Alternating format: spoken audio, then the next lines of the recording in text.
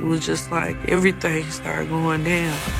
But I really wish that she could see her kids grow up.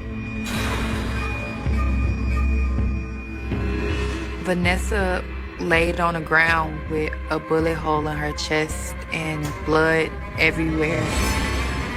It's a scary scene.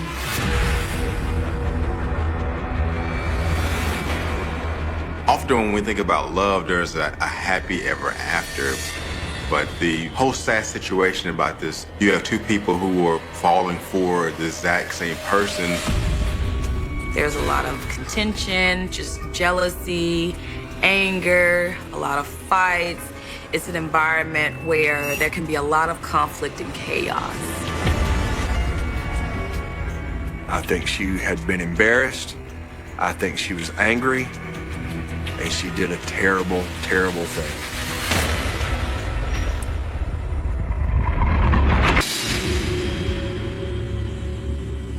June 26th, 2011. It's around 5:20 p.m. when police in Pine Bluff, Arkansas, receive multiple reports of shots fired at the Sunset Village Apartments. 911. Somebody just got shot at Sunset Village, ma'am. Somebody just got shot at Sunset. 911, may I help you? Back over there. 911, I need you out here. Somebody just got shot. 911.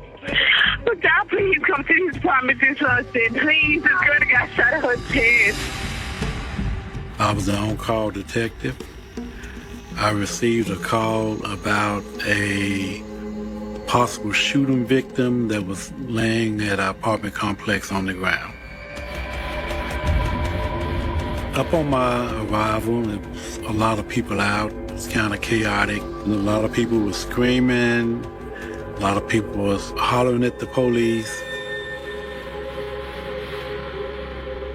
I saw a man with the victim had rode on her back and was attempting to give her CPR.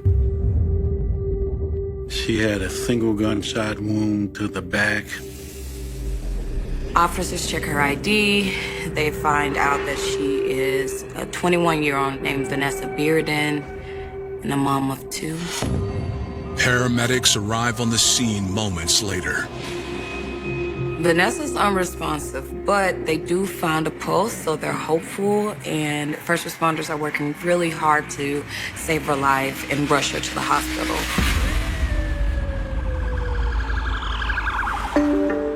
Vanessa Bearden was born on May 15, 1990. She grew up just outside Pine Bluff on her family's farm. My grandfather he was a farmer. He made sure that my grandma had all of this property for us. We have horses, geese, chickens. We used to get the chicken eggs. By all accounts, they were a very loving, tight-knit family. Vanessa and her siblings were raised in the church, and she sang in the choir. In fact, she was the first Black altar girl of that church. Vanessa, my auntie, she liked to ride horses, go to church. She was really family-oriented. She was respected a lot. Everybody knew that she was a good person. One of her closest friends growing up was a girl named Kobe. Their families actually knew each other. They went to the same school, and in fact, they had a lot in common. But Vanessa's idyllic childhood also came with some unique challenges. She struggled with mental health issues like OCD and ADHD. The family didn't know what to do with that, unfortunately. So Vanessa started doing a lot of research on her own. Even as a kid, she would write reports about it for school. Growing up on a farm, though, may have helped with that a little bit. Being around animals and nature, it can be very grounding. And her father seemed to be especially understanding as well. You know, Vanessa's dad was a down-to-earth country type guy. So, you know, his way of helping was to give her a pocket knife. It was a reminder not to let her OCD get her tied up into knots. If she ever felt it was closing in, he wanted her to cut right through it. In 2008, when Vanessa was 17 years old, she suffered a series of emotional blows. First, her father died of cancer. Then, her mother was diagnosed with the disease as well. When Vanessa's father passed away and her mom got diagnosed with cancer, she really stepped up in the family. She helped with her brother and sister, she helped them do homework, as well as her niece, and really tried to keep the family together. She did everything for us when my mama wasn't there. She basically taught us what we needed to know for school-wise. She was real smart. Then, Vanessa discovered she was going to have a child of her own. Now, Vanessa was a teenager when she found out she was pregnant. And it seemed that that boyfriend was not that great of a guy. But you know, Vanessa, she tried to make the relationship work anyway. She dropped out to have the baby, and she got her GED instead. Vanessa moves in with this guy, and after another year, she's pregnant with their second child. But it's very clear he's not cut out to be a husband or a father, so she finally leaves him. To support her children as a single mother, Vanessa took classes to become a certified nursing assistant. She was inspired by her struggles with mental health to help others with similar issues. After she got her certificate, Vanessa got a job at a daycare center. So she wanted to pursue a career in child psychology and counsel kids with mental illness so they wouldn't, have to go through what she did. And she kept taking courses at Southeastern Arkansas College. She was in a helping field where, she was a CNA. She's working towards becoming an RN. So that's part of that field is making sure that people are being safe and being taken care of when they have needs they can't take care of themselves. By the time she was 21, Vanessa had her hands full, juggling single motherhood, work, and school, as well as a new relationship. He was really good to her, and that relationship became serious real quick. He even popped a question while they were looking for an apartment in Little Rock. And she was looking for nursing jobs in the new city to start her new life. By summer 2011, Vanessa seemed to have a promising future ahead of her.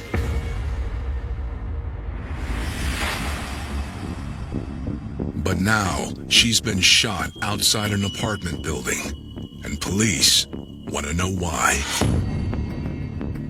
She was 21, she had 2 kids. So this was shocking to a lot of people. Being shot in broad daylight, it's a scary scene. Whoever shot Vanessa definitely had a reason behind it, had a motive. It was intentional. While on the scene, it was very chaotic. There was a lot of witnesses there from the different apartment complexes that was around in the area. So we had to secure the area and calm the scene down so we could figure out what was going on. Miss Vanessa Bearden, she did not live at the complex where she was found. So the question that needed to be answered was, why was she in that area?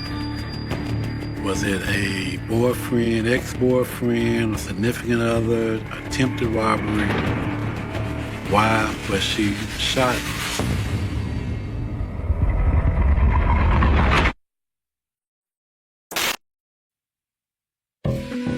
As doctors struggle to save the life of gunshot victim Vanessa Bearden, detectives with the Pine Bluff Police Department try to figure out exactly what happened.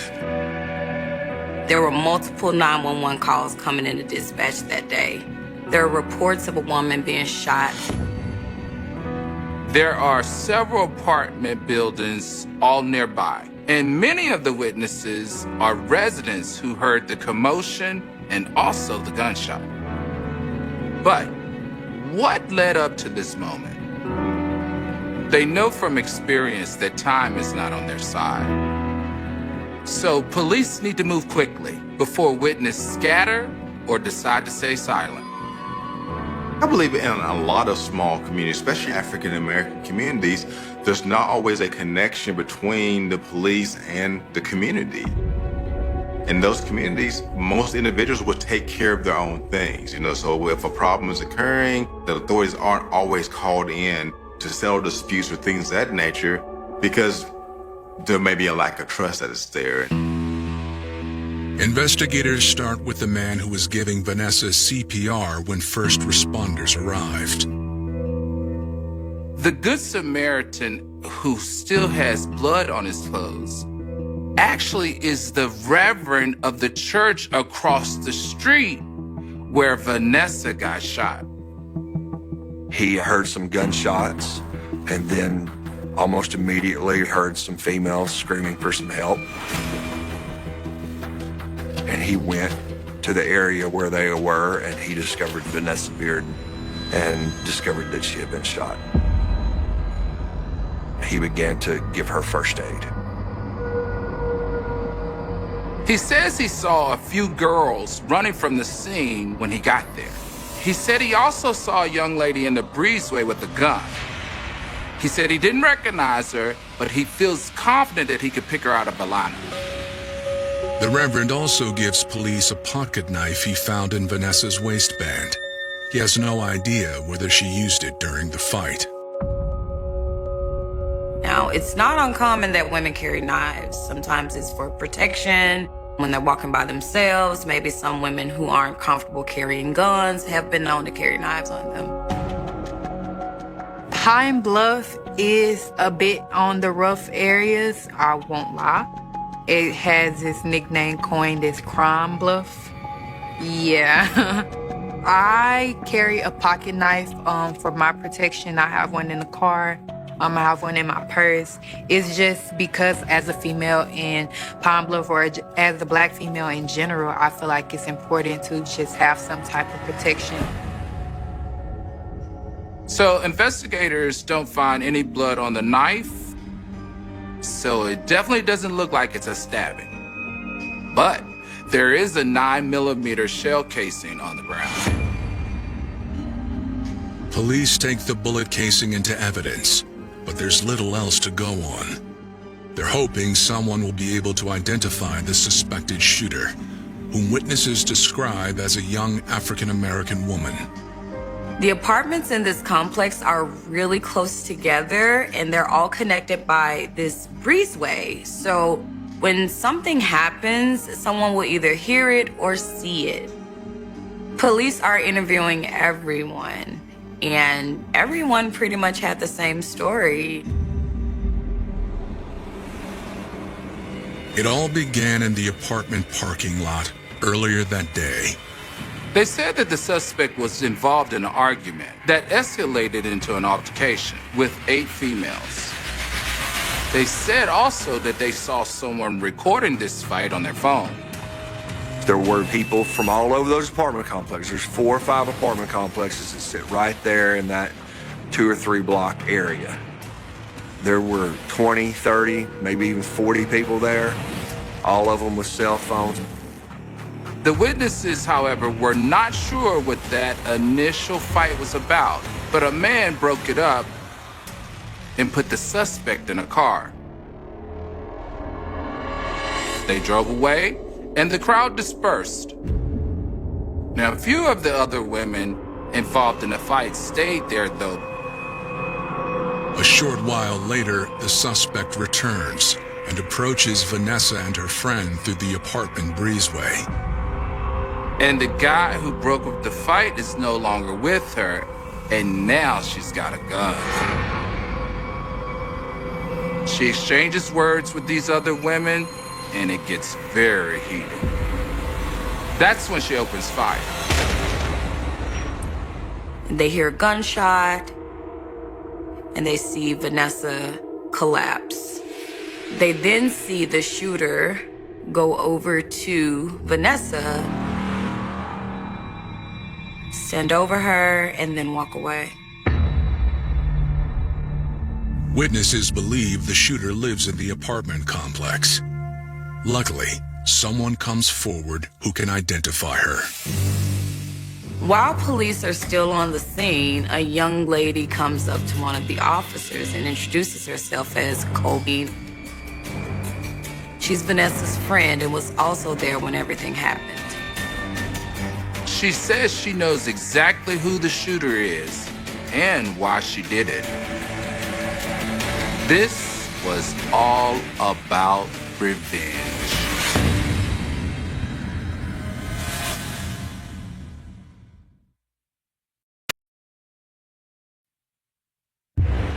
Police in Pine Bluff, Arkansas are talking to Colby, who says she was with 21-year-old Vanessa Bearden when she was shot. According to Colby, the fight that led to the shooting started before they even got there. Colby told the officers that she and her friends were there visiting another one of their friends by the name of Alicia. A while later, Vanessa stopped by the apartment complex and was hanging out with Colby while waiting for her ride home. Colby tells police that when she and Vanessa arrived, they started watching an argument that had started in the parking lot, which was between Alicia and another woman, Olivia Moody. Colby tells the officers that Alicia and Olivia are arguing over a man. She described how Alicia was now dating a young man that Olivia Moody used to be involved with, and how that caused some friction. And it ended up with Alicia and Olivia Moody getting into a fight. And instead of being adult about it, they both was out there fighting. Colby says the fight quickly drew a crowd of people. Some of them even joined in. It's almost like being on a schoolyard, a playground. When the fight broke out, everybody that was around those apartment complexes came to watch and unfortunately egg it on. Mrs. Moody was just as involved in that provocation and those actions as Alicia was. She was not trying to escape them. She was not trying to get away from them. She was giving as good as she got. Colby says Vanessa Bearden wasn't involved at first because she was recording the fight on her cell phone. After several minutes, someone finally intervened. During the fight with Miss Moody, a friend of hers was able to pull her from the fight. Miss Moody, she noticed Miss Bearden recording the fight and proceeded towards her direction. According to witness accounts, at that point, Olivia broke away from her friend and lunged towards Vanessa until the friend stopped her again. He finally manages to break up the fight and gets Olivia to leave with him. Alicia went back to her apartment, but Colby and Vanessa stayed outside a while longer. Colby now wishes they hadn't. Colby and Vanessa decide to just take a breather, relax, cool off a bit. So they found an area in the complex to just kind of sit and talk. The suspect drives by as a passenger in a vehicle and rolls down the window and hollers out the window something to the effect of, "I'll see you females later," except she didn't say female.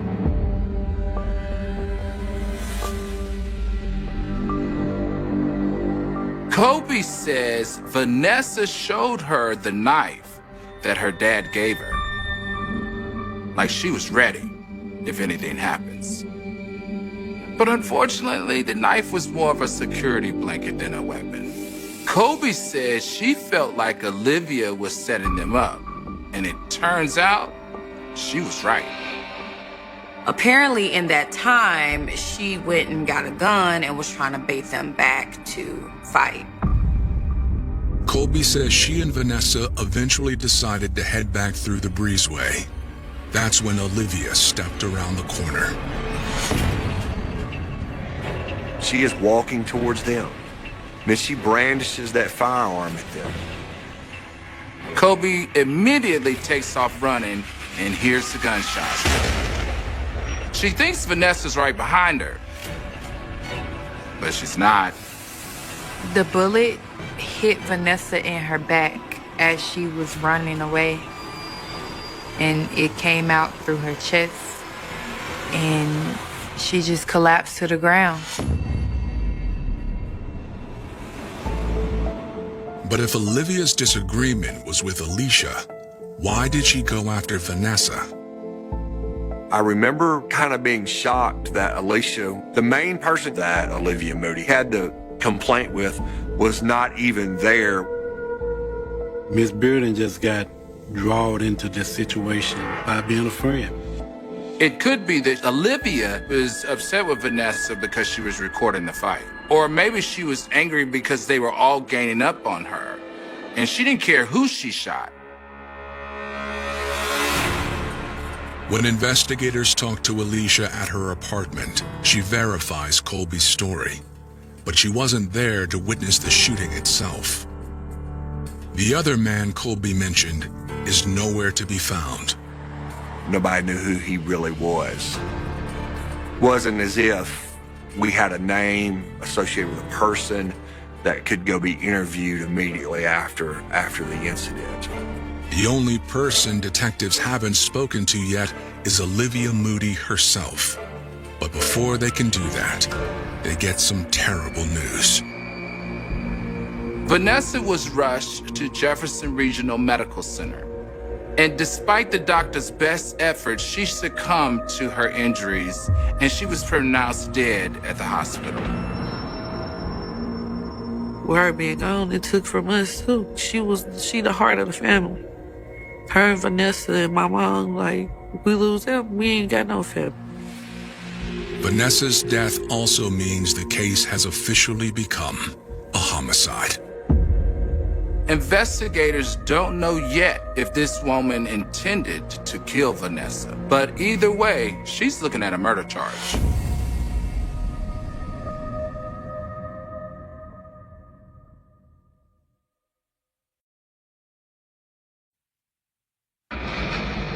Arkansas police now have a suspect for the shooting that claimed the life of Vanessa Bearden. 20-year-old Olivia Moody. But a background check suggests Olivia is the opposite of a cold-blooded killer. Olivia's life was kind of like an inspirational story. Our mother was a drug addict, and she was actually raised by her grandmother. It was in a not-so-great neighborhood in Chicago, Illinois. Everybody in the community knew Olivia to be such a kind-hearted person. She always had a smile. She always had a hug. When Olivia was just 8 years old, she got featured in Time magazine seeking out for help for her mother and her addiction. It showed her character even just as a young child. Some of her siblings followed under her mother's footsteps, and Olivia was determined not to follow down that same path. She wanted to succeed in life. Olivia worked hard in school, believing that education was the best way out of her situation. Olivia was academically gifted. She was a straight-A student all throughout high school, and even with growing up in a rough high school, she still managed to be excelling. She got teased for it a lot, but it eventually paid off. She earns a scholarship to come down to the University of Arkansas at Pine Bluff to be able to get into a new environment, to also find a place to basically reset her life and start life over again so she can get away from the upbringing that she came up with. Olivia decided to major in criminal justice with plans to eventually get her law degree. Olivia spent her whole life seeing tragedies, seeing trauma just in her own city. She watched her mom go through addiction, watching close family members fall into street violence. These are just some of the things that led her to wanting to become an attorney. She also was doing intern work with one of the circuit courts here in town. And so people thought a lot of Olivia. She was on the dean's list. She was very intelligent. Had a bright future ahead of her. While in college, she also started her first serious relationship.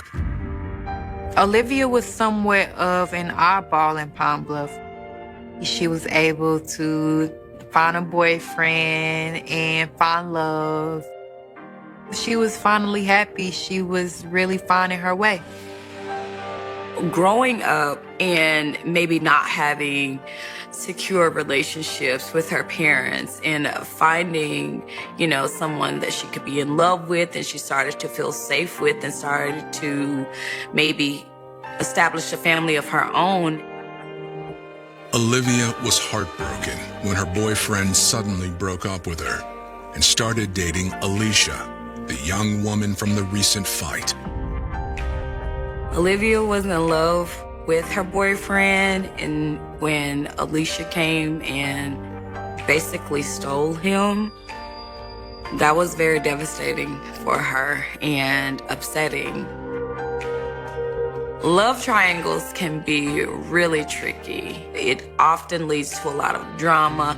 There's a lot of contention, just jealousy, anger, a lot of fights. It's an environment where there can be a lot of conflict and chaos. But was it enough to drive an aspiring lawyer to kill someone?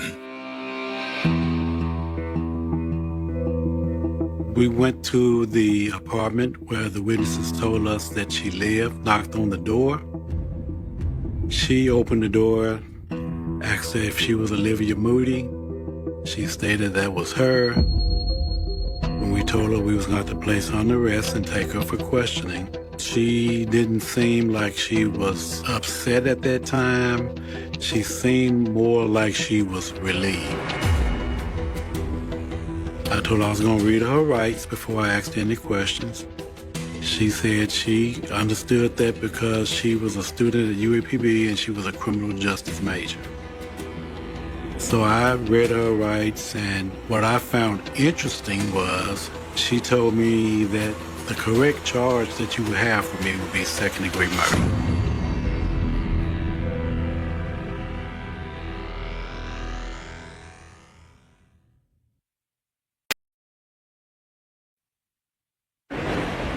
Just hours after Vanessa Bearden was killed, the primary suspect, Olivia Moody, sits down with investigators to give her side of the story. Olivia insists she didn't mean to kill anyone. She was defending herself against a group of bullies.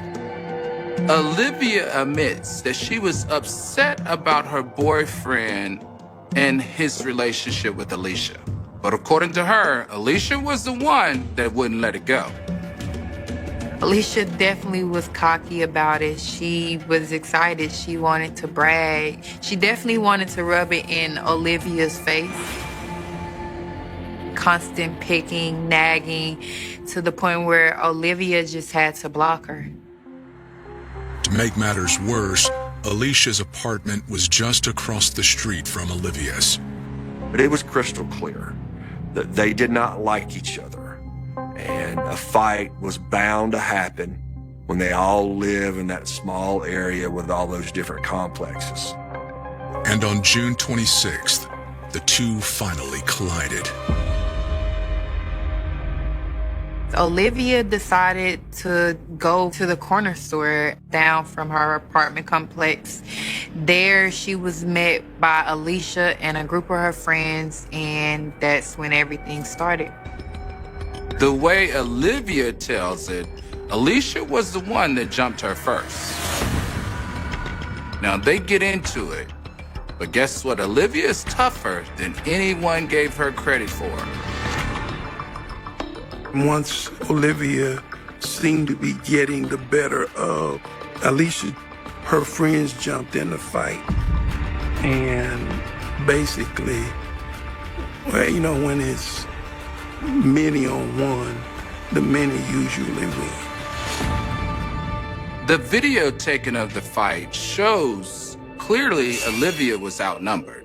There's hair pulling and arms flying, and it was a chaotic scene for sure.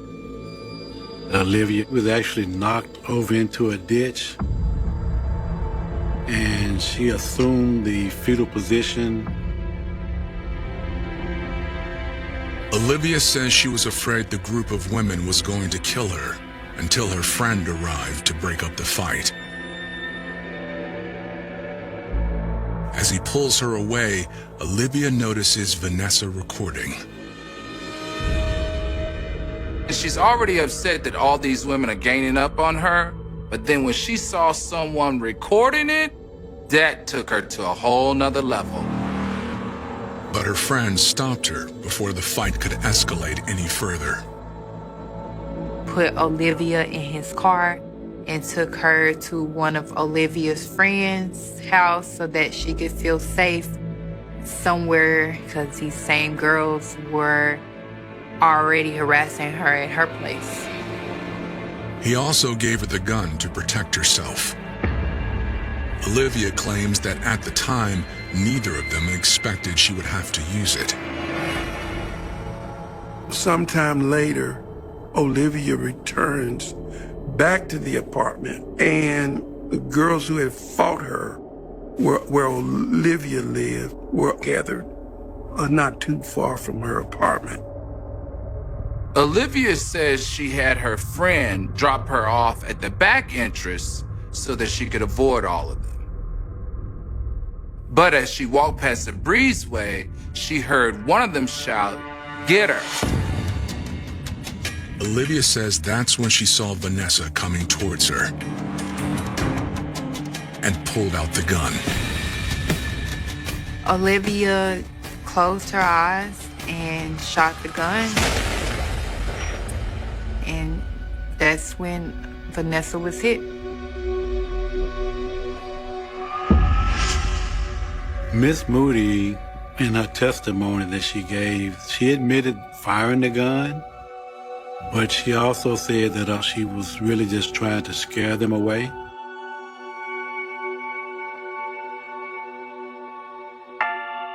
To detectives, it seems more likely that Olivia shot Vanessa because she was still angry at her for recording the fight. In the digital age, when something happens and it's recorded, it's there and it never goes away. And anybody can have that, can get a copy of that. You never can take that back. So I can imagine Olivia was feeling helpless at that time period, some embarrassment. She had gone after Vanessa earlier, so it kind of made sense that she would go after again when Vanessa got back. Based on the statements gathered so far, police arrest Olivia Moody and take her into custody. She was charged with murder in the first degree, which is a Class Y felony in the state of Arkansas. Carries with it a mandatory minimum sentence of 10 years up to life imprisonment. Not everyone believes she's guilty, however. As word of Olivia's arrest begins to spread, many residents rush to support her. She's a bright, young legal student that's given a lot to the community. A lot of people believed her. And in fact, they saw her as the victim. Olivia impacted so many people in the community, so much so to when she was arrested, the community got together to raise some money for her to be bonded out. There were fundraisers and fish fries and raffles, all to make sure that she had a good legal team on her side. But there are just as many supporters for Vanessa Bearden. They remember Mrs. Bearden's accomplishments in becoming a nurse and the love that everyone said that Mrs. Bearden had for her children.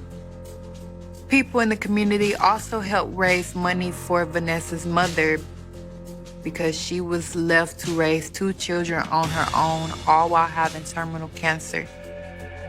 The town is deeply divided over the case, and prosecutors fear a jury might be as well.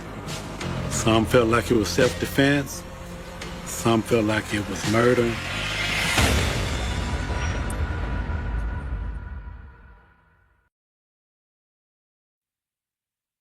On May 12, 2012, Olivia Moody graduates college with a criminal justice degree and a 3.6 GPA. 4 days later, she stands trial for the killing of Vanessa Bearden. The prosecution's case centers around disproving Olivia's claim of self-defense. Mrs. Moody was just as involved in that provocation and those actions as Alicia was. The fight has been over for a while before Olivia shoots Vanessa. Her life is not in danger when she comes back with that gun. We're not talking about a 5-minute reactionary thing that happens here. We're looking at Olivia getting away from the situation, leaving and going away for an hour, and now coming back. Now it's time for, retribution from Olivia's perspective. Olivia Moody. She was trying very clearly to bait those young ladies to come to her on her terms. Prosecutors argue Olivia used her knowledge of the criminal justice system to lure Vanessa into a situation where she could argue self-defense, ironically helping prove it was a premeditated act. Although Vanessa had a knife on her at the time, her friend Colby testifies that she never used it or threatened Olivia with it. If the knife had in fact been in her hand, certainly that would be part of the overall circumstances that could have been argued to a jury to produce fear. But in Arkansas, you have to prove that there was no opportunity for Olivia Moody to have avoided the situation or to have retreated from the situation. Vanessa's injuries also prove that she couldn't have been moving towards Olivia. She had a single gunshot wound to the back, a back shoulder. She was fleeing from the suspect, and at that point, she was no longer a threat. Still, with public opinion about Olivia's guilt so evenly divided in the town, prosecutors decide to play it safe. The prosecution offered to give her a plea bargain. The prosecution offered to reduce the charge against Olivia Moody from first-degree murder to manslaughter, which is a Class D felony, carrying with it a maximum prison sentence of 6 years and or a fine of $10,000. And she declined. Olivia seems certain that once the jury hears her side of the story, she'll be acquitted. In the state of Arkansas, when you plead self-defense, we were going to have her testify as to her state of mind. The jury hears all about Olivia's background, how she's been bullied on social media, and how these women have ganged up on her. They're arguing when she sees Vanessa waiting for her, she thinks it's gonna happen again. And we're trying to prove that the circumstances were such that a reasonable person in Olivia's position would have been in fear of serious bodily harm or death had the young ladies who were approaching her engaged her in another assault. But the jury doesn't seem to be convinced.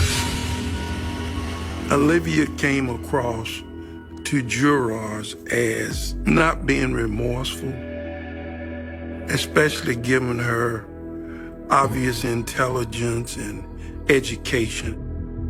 And I don't think it was helped by her performance on the stand. She was very matter of fact. She was not upset at all. She did not appear to have any remorse or concern for Vanessa Bearden. She was very snobbish, if not arrogant, almost of the attitude of, I've told you it was self-defense, how dare you question me? It really came down to, does the jury believe that it was reasonable and the only option Mrs. Moody had was to defend herself with deadly force? On May 18th, 2012, the jury returns a verdict. While they don't think the killing was premeditated, they also don't believe it was self-defense. Instead, they find Olivia Moody guilty of second-degree murder. She receives the maximum sentence. On May 12th, Olivia received her bachelor's degree in honors. And on May 19th, she received 30 years in prison. The two women involved are fighting over the same man. And that's not a good reason in Pine Bluff, Arkansas, for somebody to die. And I think that also had something to do with the length of the sentence.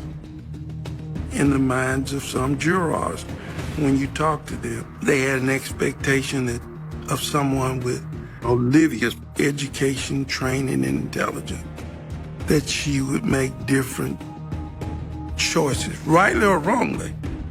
Olivia Moody has no one to blame for this but herself. She walked through that breezeway with that gun in her hand.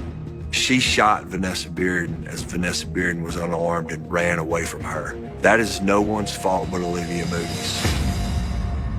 In 2019, Olivia gets some surprising news.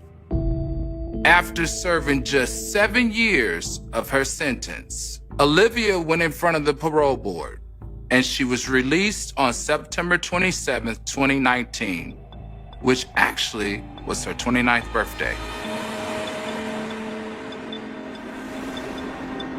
Shootings and homicides, we deal with them quite frequently. This one was a little different because it wasn't drug-related and it wasn't gang-related. It was just a tragedy. 2 young ladies' lives, one lost, families torn apart. It was a situation I feel like that probably could have been avoided. Even if Olivia claimed that she was being bullied, Vanessa had actually never met her before that day. Hearing Olivia paint herself as the victim was painful for her family, because Vanessa is the one that's not gonna see her kids grow up. Revenge. That's all it was. She wanted revenge. She came back to a situation that had already de-escalated, and she killed her cold blood. They didn't know each other. Vanessa, my auntie, she was just there at the wrong time. I believe that Olivia Moody had been embarrassed earlier that day. I believe that she thought she had set up a scenario where she could get payback or get revenge and get away with it. And she was wrong. She did a very terrible, terrible thing and cost, by all accounts, a wonderful young lady and mother, Vanessa Bearden, her life. I really wish that she could see her kids grow up. Because they smart. They real smart. Well, her daughter, she looked just like Vanessa. So it's just like she never really even loved. But she, we know she's gone. It's sad.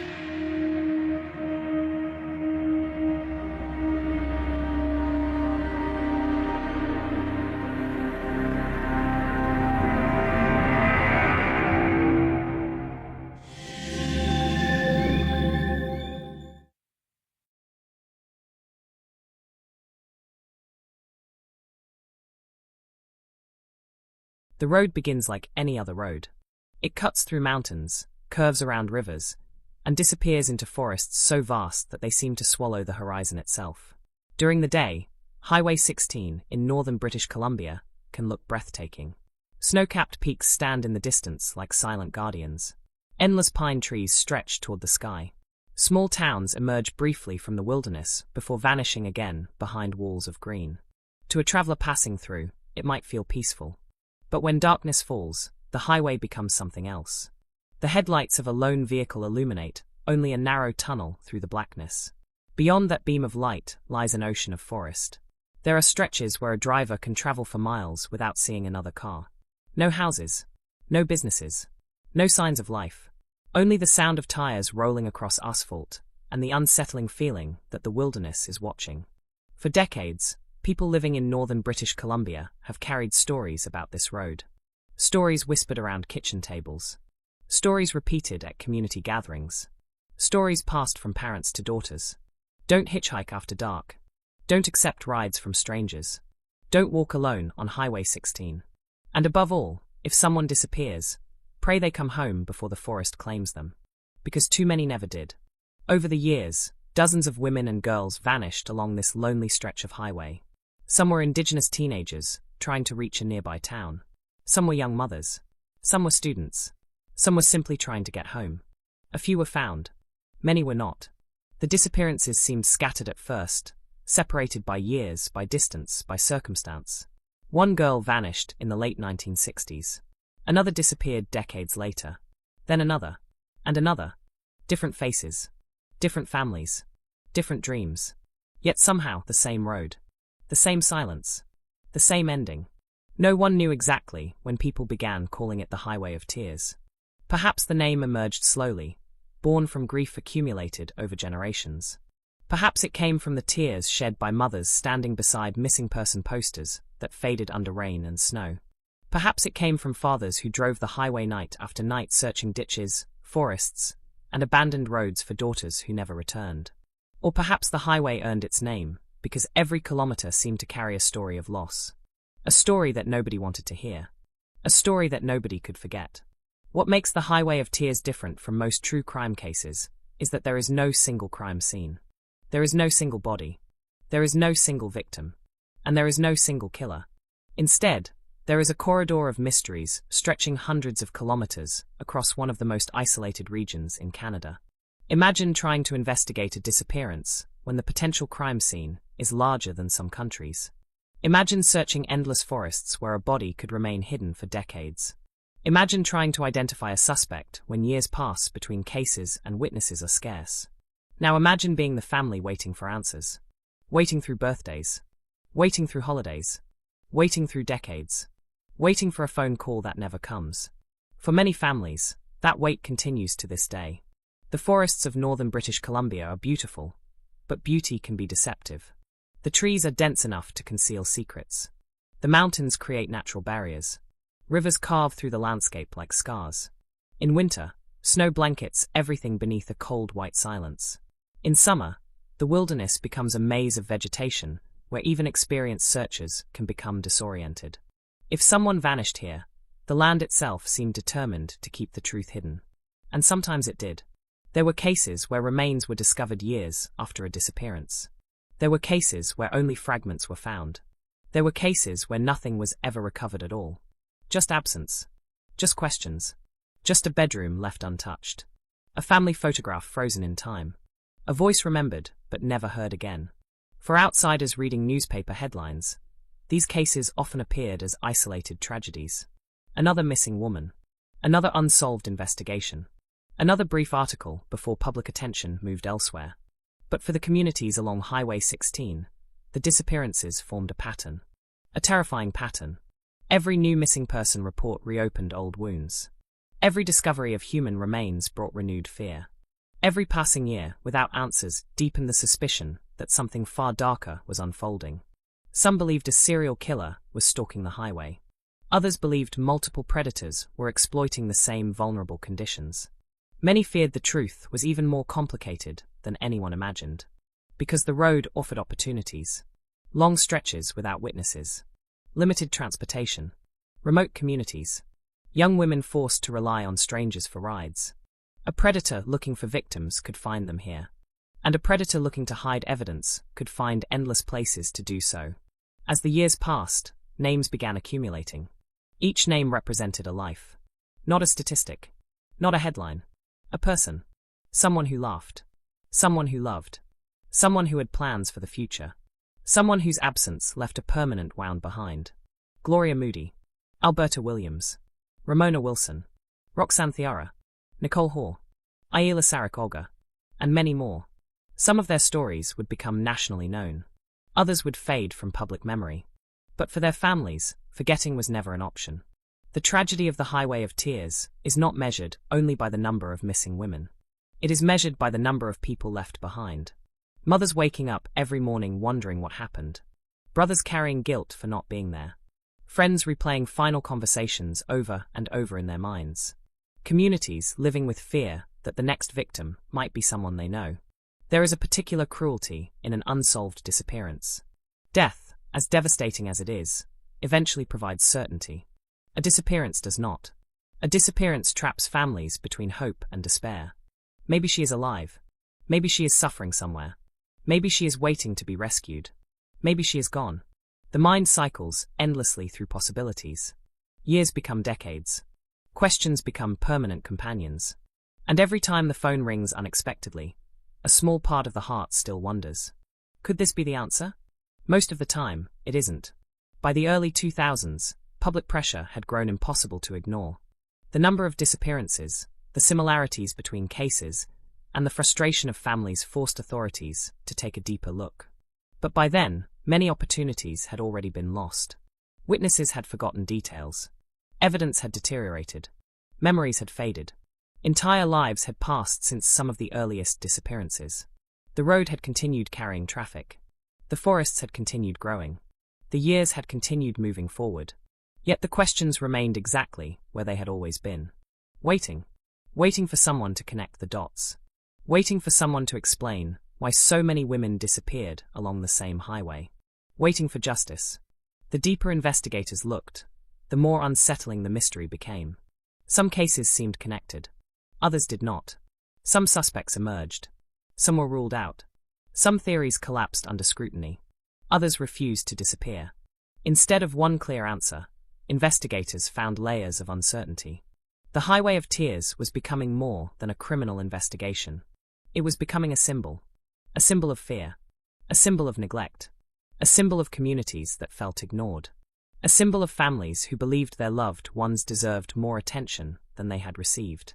And perhaps most haunting of all, it became a symbol of how easily people can vanish. A young woman standing beside a road, a vehicle slowing down, a door opening, a decision taking only seconds. Then nothing. No scream heard. No witness coming forward. No certainty about what happened next. Only the endless highway stretching into darkness. Tonight, we begin a journey into one of Canada's most disturbing and enduring mysteries. This is not the story of a single killer. It is not the story of a single victim. It is the story of a road. A road lined with unanswered questions. A road haunted by memories. A road where families have searched for truth for more than half a century. And before this story is over, we will follow the lives of the women who disappeared, examine the investigations that struggled to find answers, explore the theories that continue to divide experts, and confront a painful question that still echoes across northern British Columbia. How can so many people vanish along the same road, and still leave behind so few answers? This is the Highway of Tears. And the darkness ahead is far deeper than anyone first imagined. If the Highway of Tears has a beginning, it does not start with a crime. It starts with geography. Long before newspaper headlines, police investigations, and missing person posters, there was only land. Vast, untamed, and indifferent land stretching across northern British Columbia. Mountains rose from the earth like ancient stone walls. Rivers carved their way through valleys formed thousands of years earlier. Endless forests spread across the landscape in every direction, creating one of the largest wilderness regions in North America. The people who lived here understood something outsiders often failed to grasp. Nature was beautiful. Nature was also unforgiving. A wrong turn could leave someone lost for days.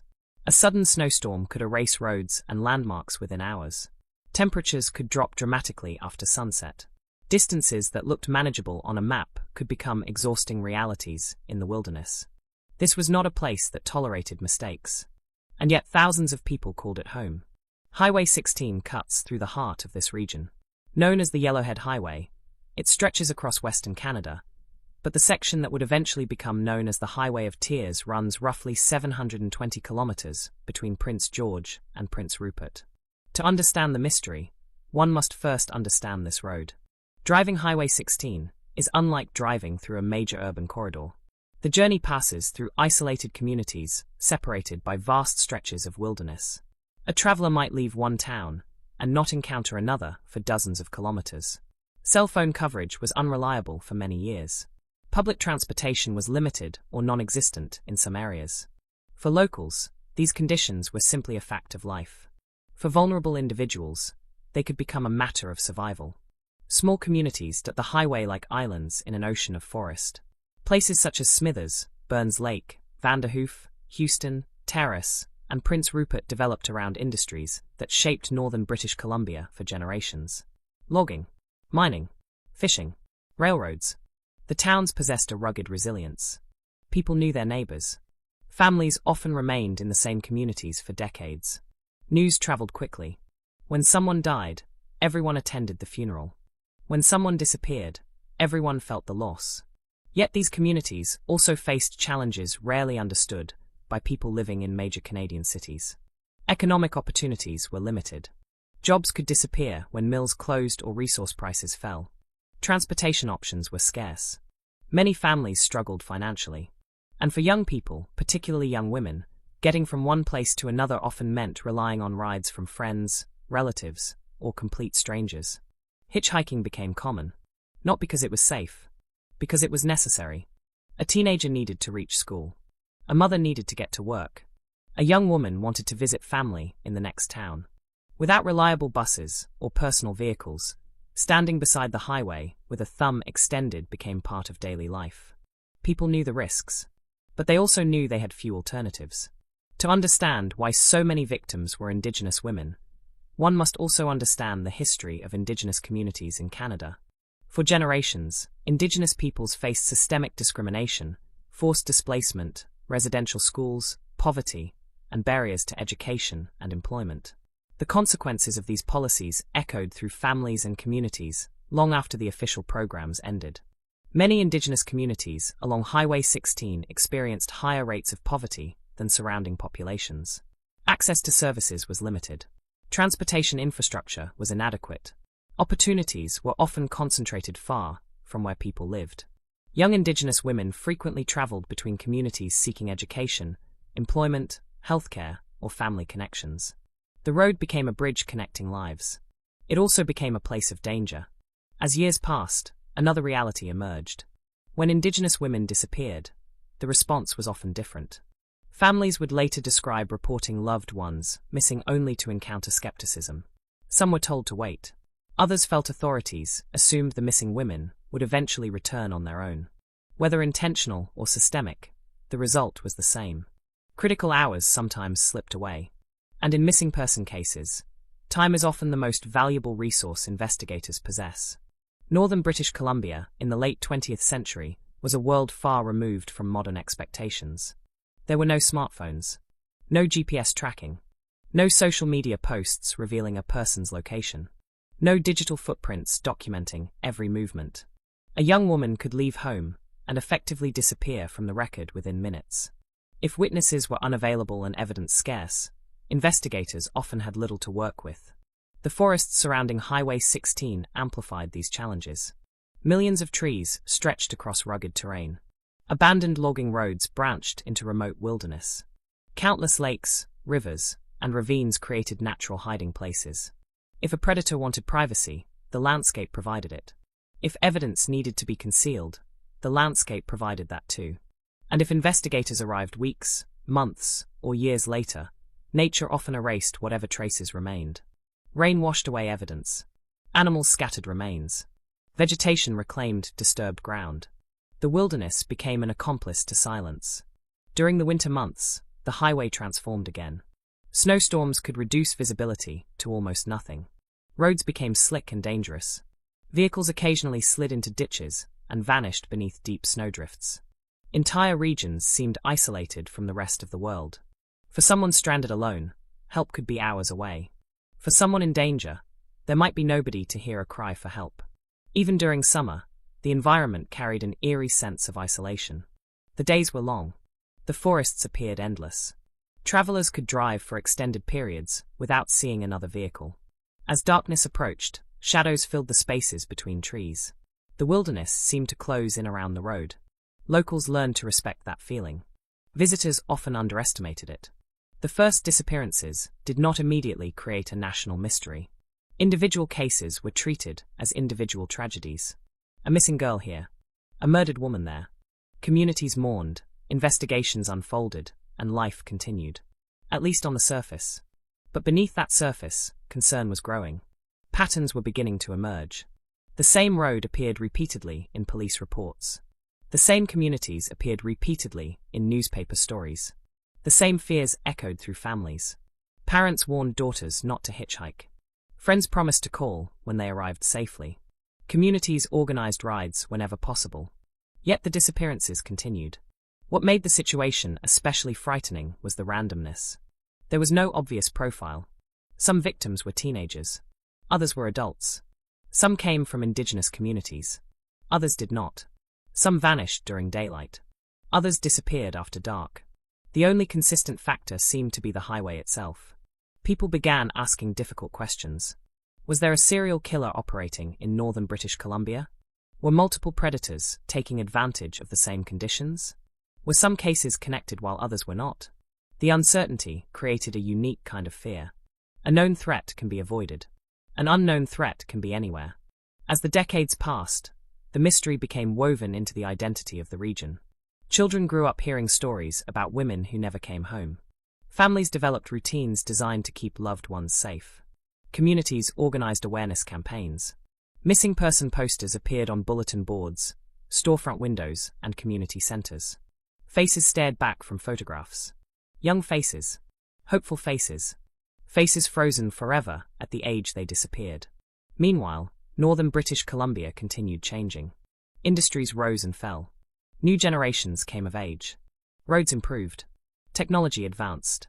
Yet many of the unanswered questions remained exactly where they had been years earlier. Waiting. The contrast was striking.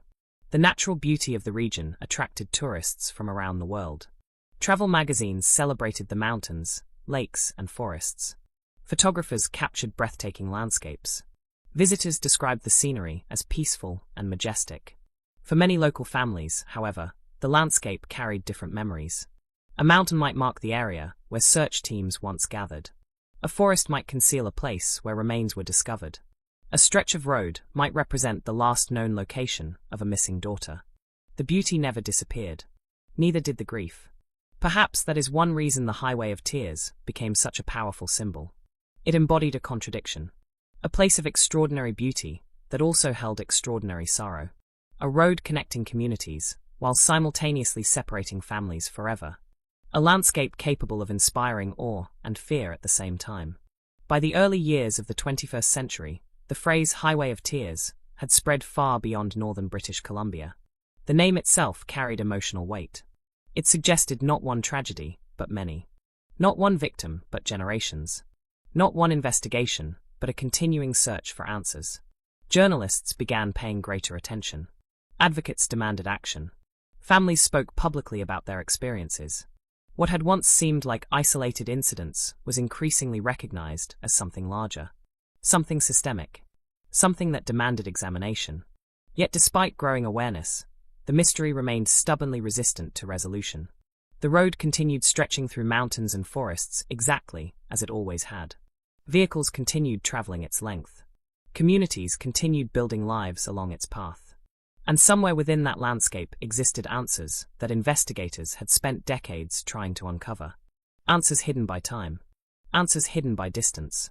Answers hidden by a wilderness vast enough to keep secrets for generations. Before we meet the women whose lives became intertwined with this road, before we explore the investigations and controversies that followed, it is important to understand one final truth about the Highway of Tears. This story is not merely about geography. It is about vulnerability. A road by itself cannot harm anyone. But a road can expose people to danger. A road can create opportunities for predators. A road can reveal the consequences of neglect. And in northern British Columbia, one road would eventually become the setting for one of the most haunting mysteries in Canadian history. For decades, families watched vehicles disappear beyond distant bends in the highway, expecting their loved ones to arrive safely at their destination. Most did. Some never arrived. And with every disappearance, the shadow hanging over Highway 16 grew a little darker. The road was waiting. The mystery was already beginning. And the first of many names would soon be added to a list that Canada has never been able to forget. The tragedy of the Highway of Tears is often told through numbers. 18 official cases, dozens of suspected victims, hundreds of kilometers of highway, more than half a century of unanswered questions. But numbers have a dangerous habit of flattening human lives into statistics. A number cannot tell you what made someone laugh. A number cannot tell you what dreams they carried into the future. A number cannot tell you how a mother's voice sounds when she realizes her child is missing. And a number cannot explain the emptiness left behind when someone never comes home. Before the investigations, before the theories, before the controversies and media attention, there were people. Young women, teenage girls, daughters, sisters, friends, human beings whose lives mattered long before they became part of a mystery. To understand the Highway of Tears, we must first understand them. One of the earliest names associated with the highway is Gloria Moody. In October 1969, Gloria was just 26 years old. She was a member of the Cree Nation and a mother. Like many women whose stories would later become connected to Highway 16, she was not famous. She was not someone who expected to appear in newspapers or become part of a national discussion. She was simply living her life. On an autumn day, Gloria disappeared near Williams Lake in British Columbia. Weeks later, her body was discovered. She had been murdered. At the time, few could have imagined that her death would one day be viewed as part of a much larger and far more disturbing pattern. For her family, however, there was nothing abstract about the tragedy. A daughter was gone.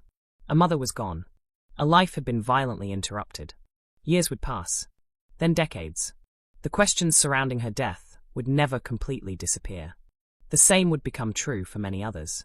20 years after Gloria Moody's death, another young woman would vanish. Her name was Alberta Williams. Those who knew Alberta remembered a young Indigenous woman trying to build a future for herself. She was 24 years old. Like countless people living in northern British Columbia, transportation was a challenge.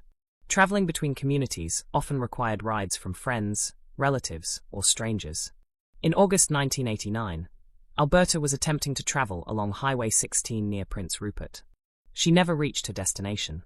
Days later, her body was discovered in a ditch. The wilderness that surrounded the highway had become a crime scene once again. Imagine the moment her family received the news. Imagine the silence that follows words no parent ever wants to hear. Imagine knowing that someone you love left home expecting to return, and instead became another unsolved case. For investigators, Alberta's murder was deeply troubling. For her loved ones, it was devastating. For the region, it was another warning sign. Yet the disappearances and murders continued. By the early 1990s, a new generation of young women was coming of age in northern British Columbia. Among them was a 16-year-old girl named Ramona Wilson. Friends remembered Ramona as energetic and full of life. She laughed easily. She enjoyed spending time with people she cared about. She was still discovering who she wanted to become. Like many teenagers, her future felt limitless. At 16, adulthood seems distant. Life stretches endlessly ahead. Every dream still feels possible. Every year promises new experiences. Ramona should have had decades ahead of her. Instead, she became one of the most recognized faces associated with the Highway of Tears. In June 1994, Ramona left home intending to travel to Smithers. For young people in northern British Columbia, hitchhiking was not unusual. Many had done it before.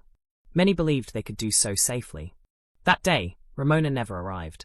At first, her disappearance seemed impossible to accept. Families often cling to hope during the earliest hours. Maybe she stayed with friends. Maybe plans changed. Maybe she would walk through the front door tomorrow. Then tomorrow becomes the next day. And then the next. Hope slowly collides with fear. Search efforts began. Questions spread through the community. People looked for answers. None appeared. A year later, in April 1995, human remains were discovered in a wooded area near the Smithers Airport. Among those remains was Ramona's skull. The discovery answered one question. Ramona was dead, but it created many more. Who had killed her? Why? Where exactly had the crime occurred? Could it happen again? For Ramona's family, the pain was almost unimaginable. A year of uncertainty ended with a confirmation no one wanted. Yet even then, justice remained elusive. Her murder was never solved. Years later, her family would continue fighting for answers. Her name would become one of the most powerful symbols of the Highway of Tears. Not because she was the only victim, because she represented so many others whose stories received far less attention. Only months after Ramona disappeared, another family would experience a nightmare of their own. Roxanne Thiara was 15 years old. Unlike some victims associated with the highway, Roxanne was not indigenous. She came from a different background. She had different experiences. Yet she would share the same tragic fate. In 1994, Roxanne vanished near Prince George. Weeks later, her body was discovered. She had been murdered. Her case challenged assumptions that a single demographic was being targeted. The danger seemed broader, more unpredictable, more frightening. Parents throughout the region watched the news with growing anxiety. Every disappearance felt personal. Every victim resembled someone they knew. A daughter, a niece, a classmate, a neighbor.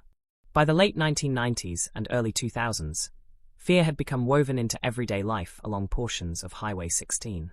Young women learned strategies designed to keep themselves safe. They traveled in groups whenever possible. They informed relatives where they were going. They checked in after arriving. Yet despite these precautions, the disappearances continued. Then came one of the most publicized cases in the history of the Highway of Tears. Nicole Hoare was 25 years old. She had recently moved to British Columbia from Alberta.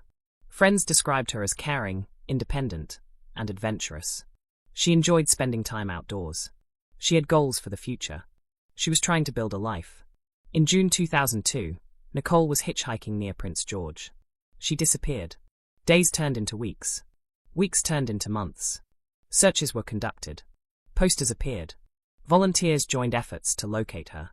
The case attracted widespread media attention across Canada. And that attention revealed another painful reality. Many families of Indigenous victims began asking difficult questions. Why had some earlier disappearances received so little coverage? Why had certain cases remained largely unknown outside their communities? Why did it seem that some victims captured national attention, while others struggled to be heard? The discussion surrounding Nicole's disappearance extended beyond the crime itself. It forced Canadians to confront uncomfortable questions about race, visibility, and whose stories society chooses to amplify. Nicole's family, meanwhile, faced the same heartbreak experienced by countless others. They simply wanted answers. They wanted their loved one back. They wanted someone held accountable. They never received those answers. Nicole remains missing. Her case remains unsolved. Another name. Another photograph. Another family waiting. Then there was Aila Sarakoga. She was 14 years old. 14. An age when most teenagers are worrying about school, friendships, and weekend plans. An age when adulthood still feels distant. In February 2006, Aila disappeared after attending a gathering in Prince George. 10 days later, her body was discovered near Highway 16. The brutality of the crime shocked the community. Once again, another family was forced into a grief no parent should ever experience. Once again, another young life ended far too soon. Once again, questions lingered. What is striking about these victims is how ordinary their lives were. Not ordinary in the sense of unimportant. Ordinary in the sense that they resembled millions of other people. They had routines, families, responsibilities, dreams. Some wanted careers. Some wanted families of their own. Some were still figuring out who they wanted to become. None of them expected to become symbols. None of them expected to become part of a national mystery. And yet that is exactly what happened. As the list of victims grew, communities began carrying a collective burden. Every disappearance reopened previous wounds. Every new case reminded families of old losses. Memorials appeared along the highway. Photographs hung in community centers. Candlelight vigils brought people together in grief and solidarity. The faces staring from posters were not strangers. They were members of the community. People remembered their smiles, their voices, their habits, the way they walked into a room, the stories they told. Their absence left spaces that could never be fully filled. One of the most heartbreaking aspects of the Highway of Tears is that many victims shared common vulnerabilities. They often lacked access to reliable transportation.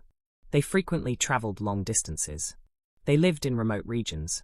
Many came from communities facing economic hardship. Predators look for opportunity. The conditions along Highway 16 often provided it. Yet focusing solely on vulnerability risks, overlooking something important. These women were not defined by the circumstances that placed them at risk. They were defined by their humanity. Ramona was more than a missing person case. Nicole was more than a headline. Alberta was more than an investigation. Gloria was more than a statistic. Each life contained thousands of moments invisible to the public. Family dinners, birthday celebrations, private dreams, favorite songs, inside jokes, plans for tomorrow. All of those things vanished when they disappeared. That is the true cost of the Highway of Tears. Not merely the crimes themselves, but the futures stolen, the possibilities erased, the generations altered forever. Because every victim leaves behind people who continue living with the consequences. Parents grow older without answers. Siblings reach milestones that should have been shared. Children grow up without mothers. Communities carry grief from one decade into the next. And somewhere within that grief remains a simple truth. These women were loved, deeply loved, long before the world learned their names. Long before journalists wrote articles about them. Long before investigators assembled case files. They mattered. Their lives mattered. Their stories mattered. And before we examine the events that transformed disappearances into one of Canada's most haunting mysteries, we must remember that the Highway of Tears is ultimately not a story about a road. It is a story about people. People who left home expecting to return. People whose families still search for answers. People whose memories continue to echo across the forests, mountains, and communities of northern British Columbia. Because behind every unsolved case stands a life interrupted. And behind every photograph hanging beside Highway 16 stands a family still waiting for justice. Most true crime stories have a moment when everything changes. A scream heard in the night. A gunshot. A body discovered. A witness who sees something they should not have seen. The Highway of Tears is different. There was no single moment. No single crime. No single night when terror arrived. Instead, the horror unfolded slowly, almost invisibly, over decades. One disappearance at a time. One family at a time. One unanswered question at a time. That is what makes this story so unsettling. The monster was never clearly visible. It existed in fragments. A missing daughter in one town. A murdered woman hundreds of kilometers away. A set of remains discovered years later. A witness report that seemed insignificant at the time. Only when viewed together did the pattern begin to emerge. And by then, many lives had already been lost. Imagine standing beside Highway 16 on a summer afternoon. The sky is bright. Vehicles occasionally pass. The forest stretches endlessly behind you. Nothing appears threatening. Nothing feels dangerous. Yet somewhere within this landscape, countless ordinary days would end in tragedy. For many victims, the final hours began in the most routine way possible. A trip to visit family. A ride into town. A journey home. A plan to meet friends. Simple decisions made thousands of times before. No one wakes up in the morning believing they are living their last day. The victims of the Highway of Tears were no different. They packed bags, made plans, said goodbye, expected to return. Then somewhere along the road, their stories vanished into darkness. One of the most haunting examples was the disappearance of Ramona Wilson. June 1994 began like any other summer month in northern British Columbia. The forests were green. The rivers moved steadily through the valleys. Teenagers were enjoying the freedom that comes with warm weather and long daylight hours. 16-year-old Ramona Wilson was among them. She was young, energetic, and looking forward to the future. Like many young people living in remote communities, she relied on transportation methods that would seem risky to outsiders. Hitchhiking was common, not because people ignored danger, because alternatives often did not exist. At some point during her journey towards Smithers, Ramona disappeared. The exact details remain unknown. That uncertainty is part of what makes her case so disturbing. Investigators cannot reconstruct every minute. No verified witness can describe exactly what happened. There is no definitive timeline revealing her final moments. Instead, there is only a gap. A terrible, permanent gap. One moment she existed within the ordinary flow of life. The next she was gone. As hours turned into days, concern spread through her family and community. People began asking questions. Had anyone seen her? Did she reach her destination? Was she staying with friends? The answers never came. For weeks and months, her family lived in a nightmare familiar to many relatives of missing persons. Every sighting brought hope. Every rumor created possibilities. Every phone call raised expectations. Yet each lead eventually dissolved. The uncertainty became its own form of torture. Then came the discovery. Nearly a year later, human remains were located in a wooded area near the Smithers Airport. The forest that had hidden the truth for months finally surrendered part of its secret. Among the remains was evidence identifying Ramona Wilson. For investigators, the discovery transformed a missing person case into a homicide investigation. For her family, it transformed hope into grief. There would be no reunion. No miraculous return home. Only questions. Questions that remain unanswered decades later. Ramona's story was not unique. That was the terrifying reality. Again and again, women disappeared under circumstances that seemed alarmingly similar. Many were last seen traveling along Highway 16. Many were vulnerable because of transportation challenges. Many vanished without witnesses.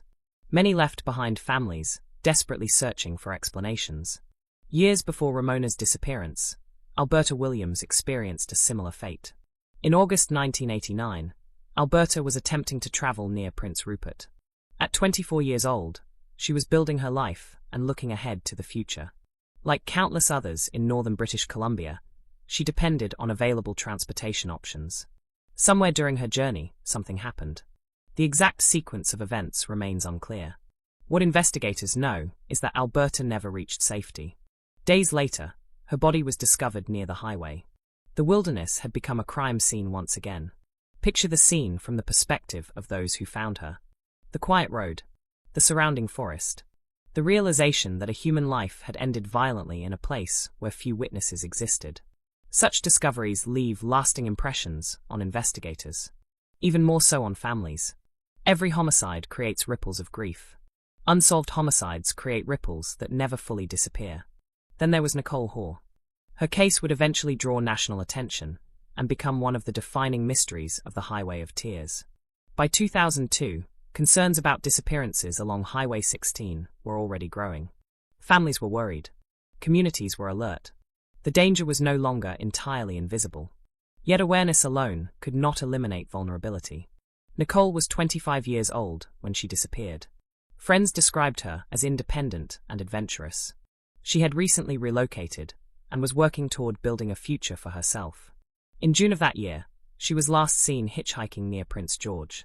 Witnesses reported seeing her standing along the highway. Then the trail ended. Imagine those final confirmed moments. Vehicles moving past. Drivers glancing briefly at a young woman waiting for a ride. Nobody realizing they may be witnessing the last known sighting. Nobody understanding that a future investigation would examine every detail of that moment.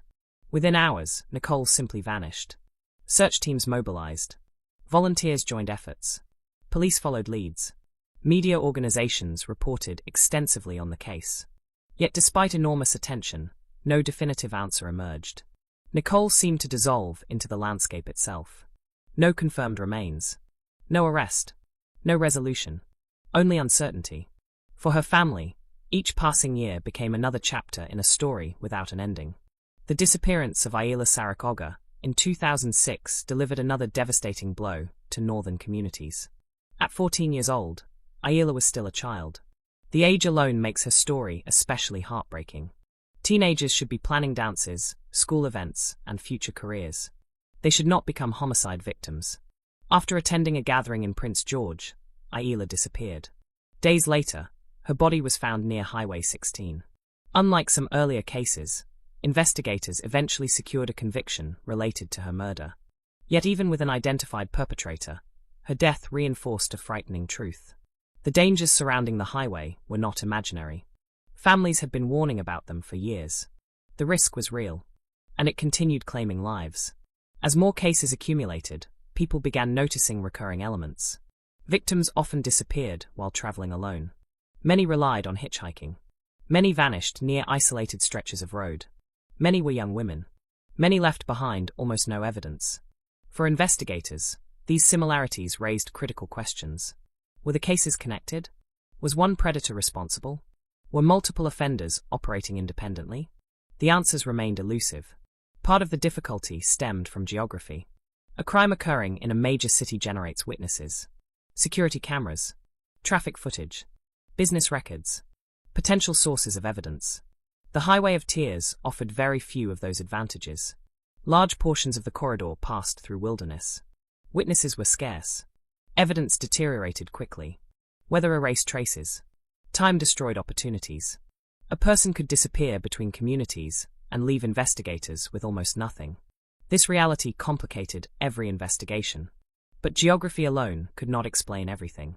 Many families believed another factor contributed to the tragedy. They believed some disappearances were not treated with the urgency they deserved, particularly when victims were Indigenous women.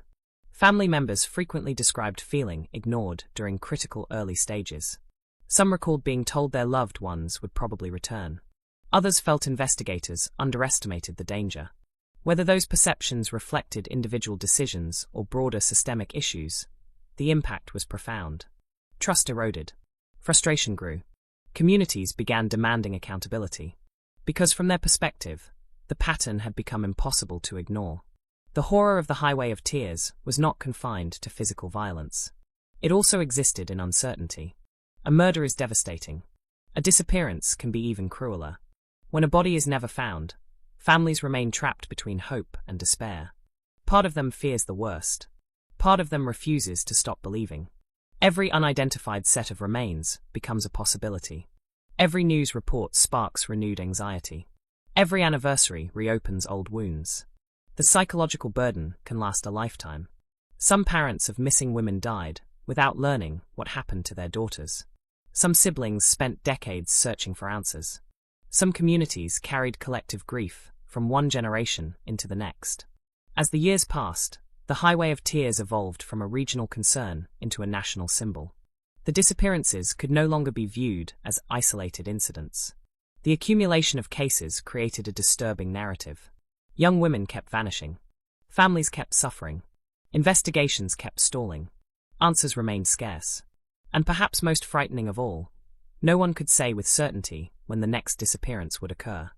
That uncertainty changed behavior throughout northern British Columbia. Parents became more protective. Communities organized transportation initiatives. Warning signs appeared. Awareness campaigns emerged.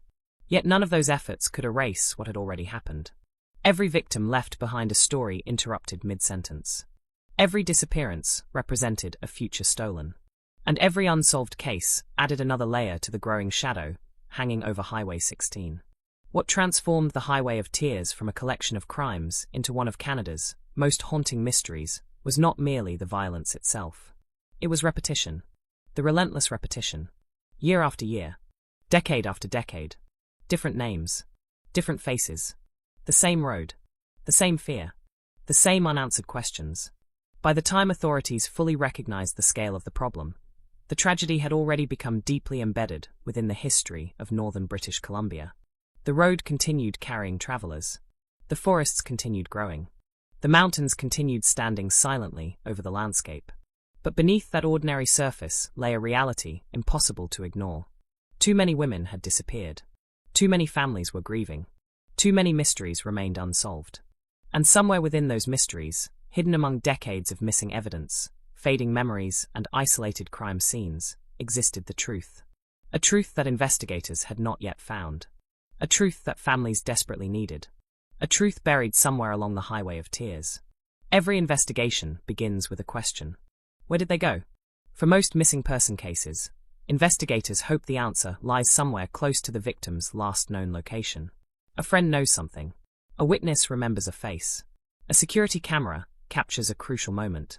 A phone call provides a lead. On the Highway of Tears, those expectations often collided with a brutal reality. There was no camera footage. There were few witnesses. There were vast stretches of wilderness capable of swallowing evidence whole. And there was time. Far too much time. By the moment many investigators realized a disappearance might be connected to something darker, precious hours had already slipped away. The first challenge was always geography. Imagine receiving a report that someone disappeared somewhere along a corridor stretching hundreds of kilometers through mountains, forests, rivers, and isolated communities. Where do you begin? Which section of road matters? Which vehicle matters? Which witness matters? The scale alone was overwhelming. For families, the waiting was unbearable. For investigators, the search often felt like looking for a single footprint in an ocean of trees.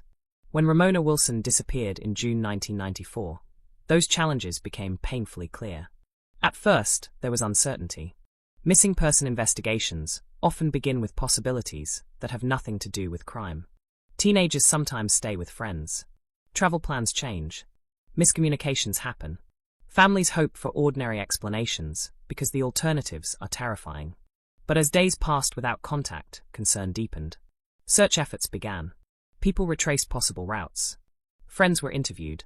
Community members shared rumors and sightings. The problem was that Ramona's last confirmed movements offered little certainty. Some believed they had seen her. Others were unsure. Every potential lead seemed to dissolve under scrutiny. The highway offered countless opportunities for someone to disappear. Every passing vehicle became a possibility.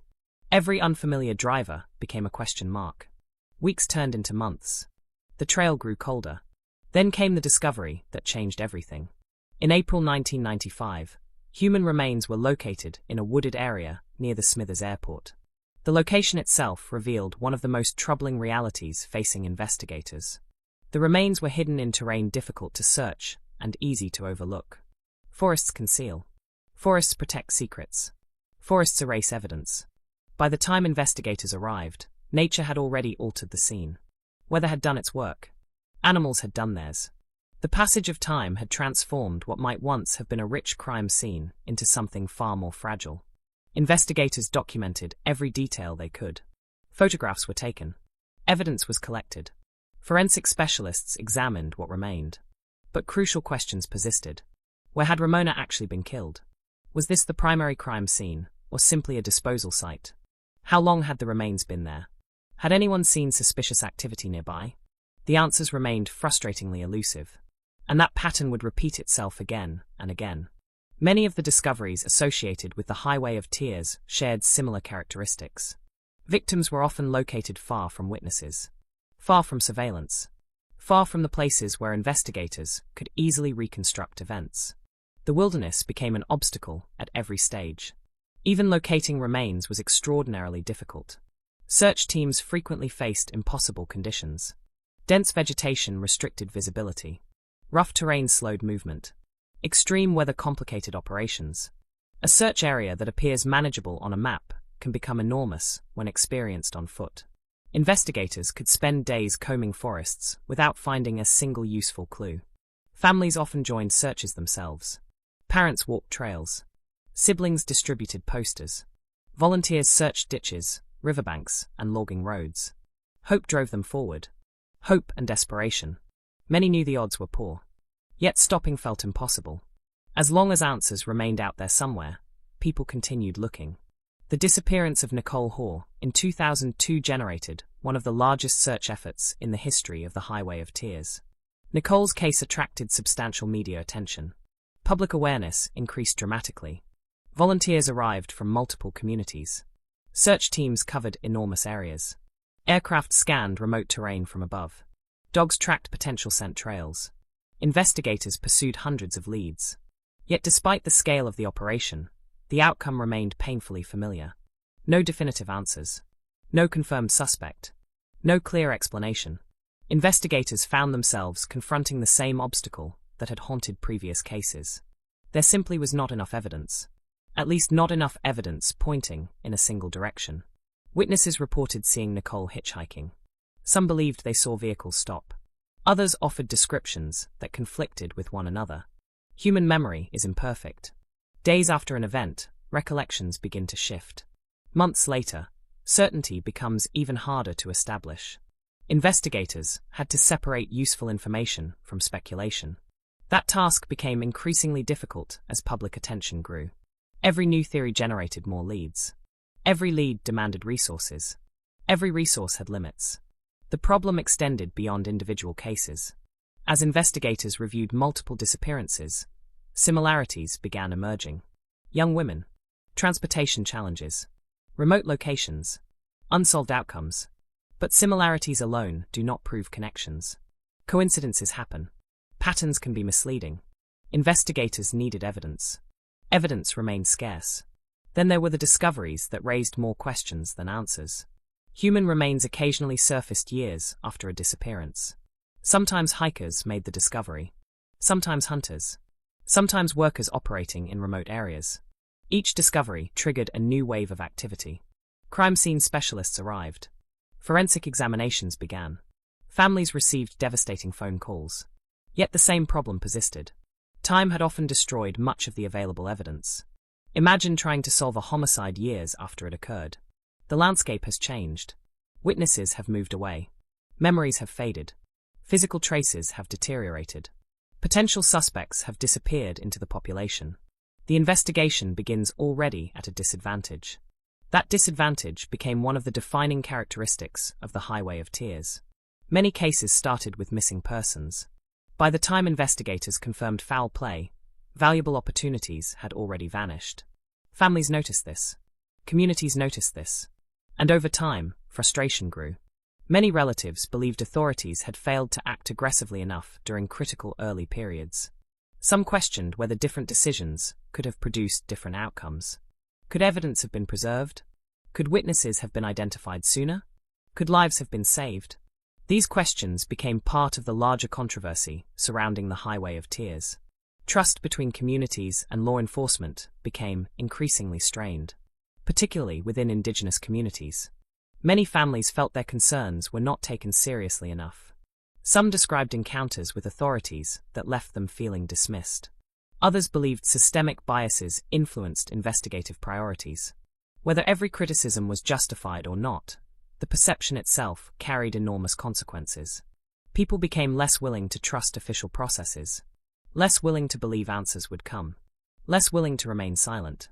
As pressure mounted, investigators began examining the possibility that some disappearances might be linked.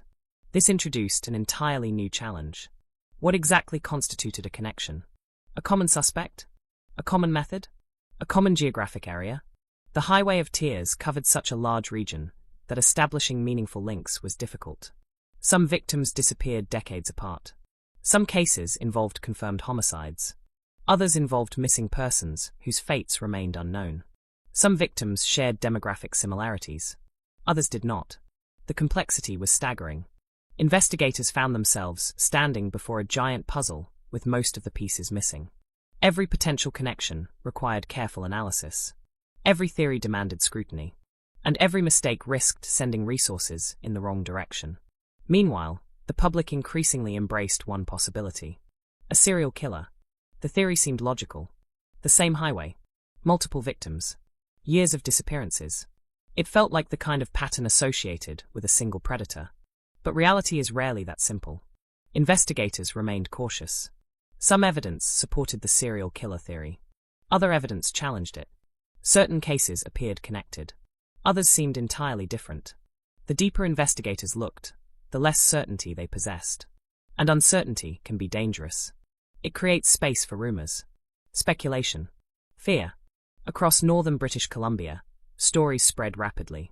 People discussed suspicious vehicles, suspicious individuals, unconfirmed sightings, possible suspects.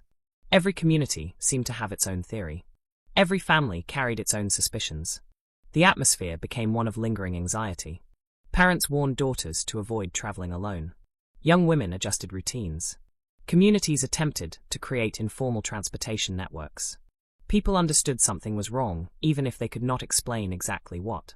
One particularly difficult aspect of these investigations involved the lack of forensic evidence. Modern criminal investigations often rely heavily on DNA, digital records, cell phone data, surveillance footage. Many Highway of Tears cases originated before those tools became widely available. Investigators were forced to rely on traditional methods. Witness interviews, physical evidence, timelines, circumstantial connections. When evidence was limited, progress slowed dramatically. Some investigations reached apparent dead ends. Case files grew thicker, while answers remained absent. Years passed. Detectives retired. New investigators inherited old mysteries. Boxes of documents accumulated. Photographs aged. Leads went cold. Families continued waiting. The emotional weight of those unresolved cases affected investigators as well. Many officers spent years pursuing answers they never found. They attended meetings with grieving relatives. They reviewed photographs of victims. They revisited crime scenes. They carried the burden of knowing that someone remained free. Somewhere, perhaps living an ordinary life. Perhaps watching the investigations unfold from a distance. Perhaps confident they would never be identified. That possibility haunted many involved in the cases. Because every unsolved crime creates two victims. The person who was harmed, and the truth itself. The truth becomes buried beneath uncertainty, hidden behind missing evidence and unanswered questions. For decades, that truth remained hidden along Highway 16. Investigators kept searching. Families kept hoping. Communities kept demanding action. But despite countless hours of work, the mystery only seemed to grow larger. Every discovery created new questions. Every lead generated new possibilities. Every investigation revealed how much remained unknown. The forests continued standing. The highway continued stretching across northern British Columbia. And somewhere within that immense landscape, among years of disappearances and scattered clues, lay the answers investigators desperately needed. The problem was that nobody knew where to find them. And without a breakthrough, the Highway of Tears risked becoming exactly what families feared most. Not a mystery waiting to be solved, but a mystery destined to remain unsolved forever. By the time investigators and communities began fully grasping the scale of the Highway of Tears, another disturbing realization emerged. The mystery was not only about missing women. It was also about missing answers. For every victim whose name became known, there seemed to be dozens of theories. For every theory, there appeared to be another contradiction. The deeper investigators dug into the disappearances, the more they found themselves trapped inside a maze of possibilities, dead ends, and unanswered questions. Unlike many criminal investigations, there was no single suspect sitting at the center of the story.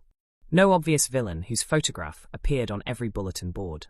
No dramatic arrest that suddenly connected every case. Instead, investigators found themselves facing something far more frustrating.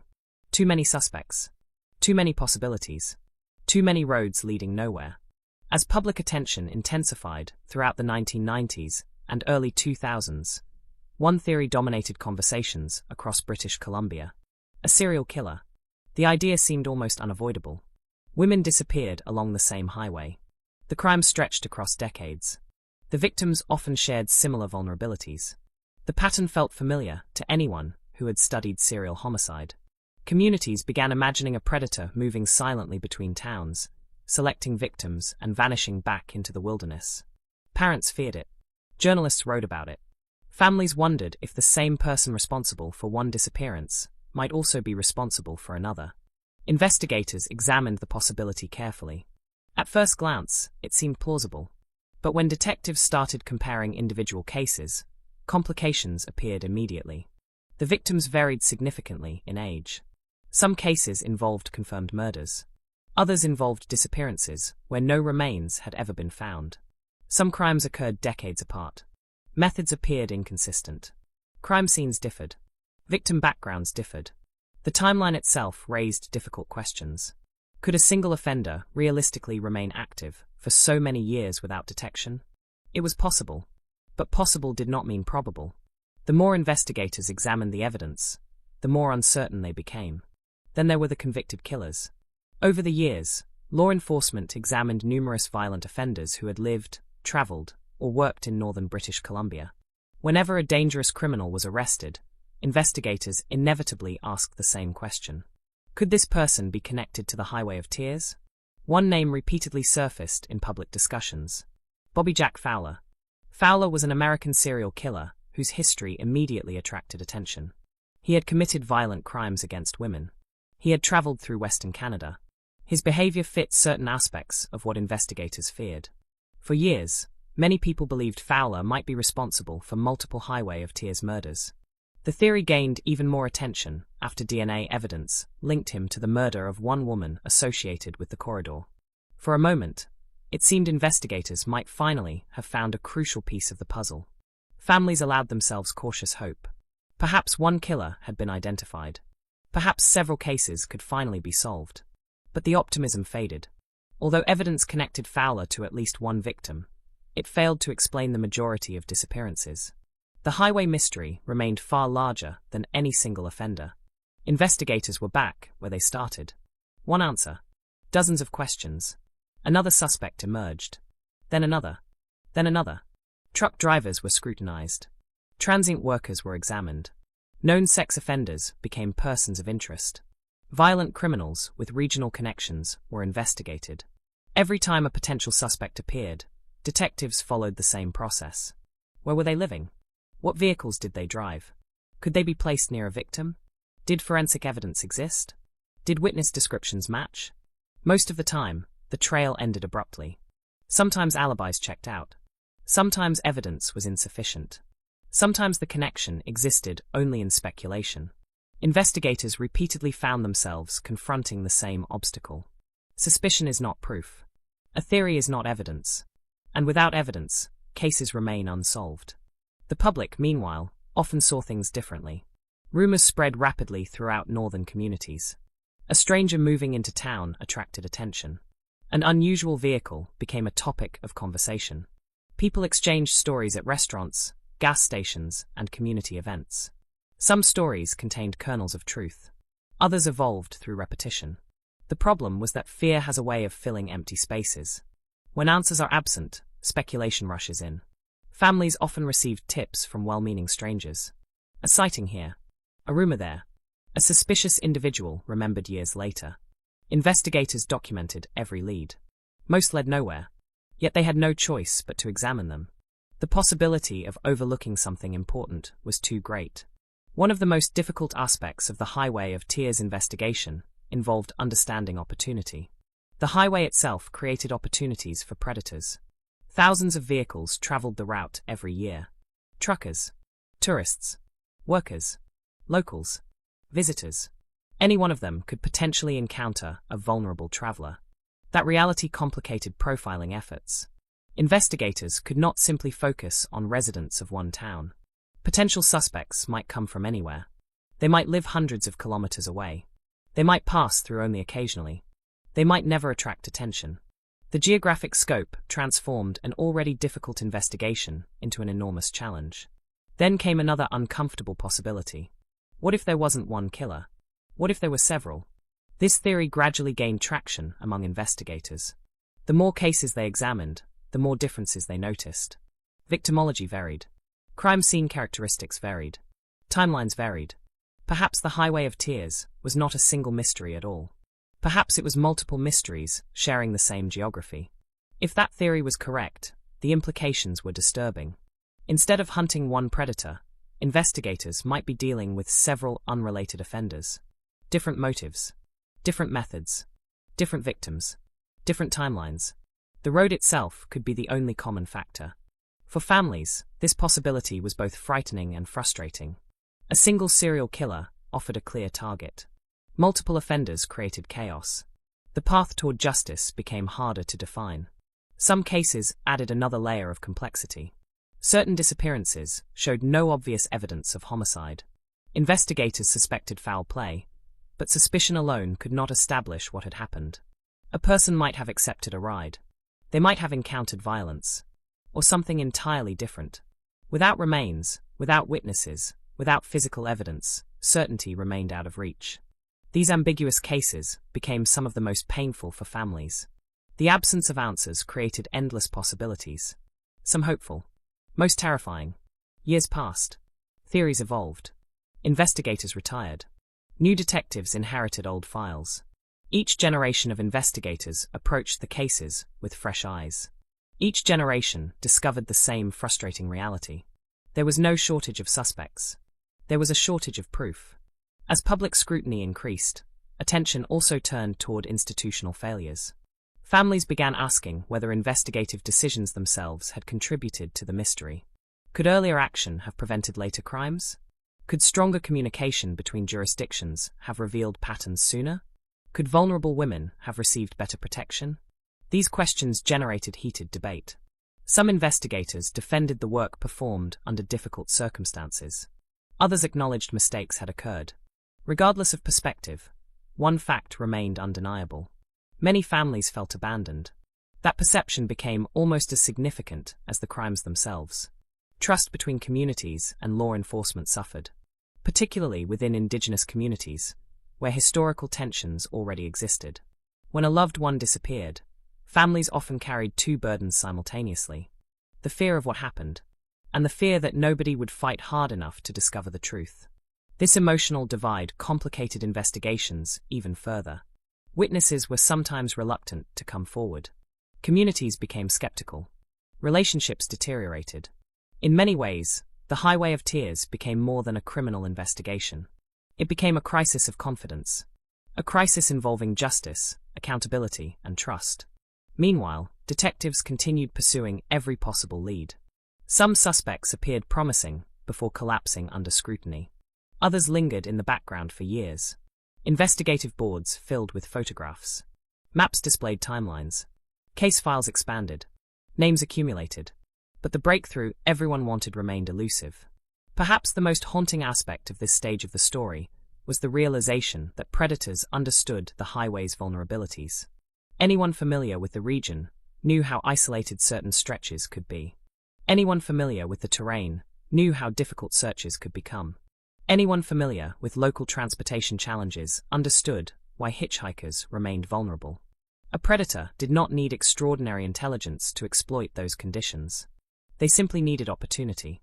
And along portions of Highway 16, opportunity existed in abundance. That realization forced investigators to confront a painful possibility.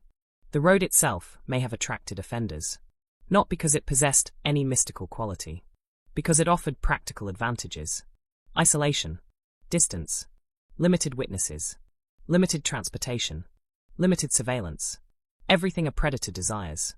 As investigators revisited old case files, another troubling pattern emerged. Some disappearances that initially seemed unrelated began sharing subtle similarities. Small details, overlapping locations, common circumstances. Nothing definitive, just enough to raise questions. Those questions fueled new investigations, new task forces, new reviews. Hope returned periodically, then faded. Again and again, families became accustomed to the cycle.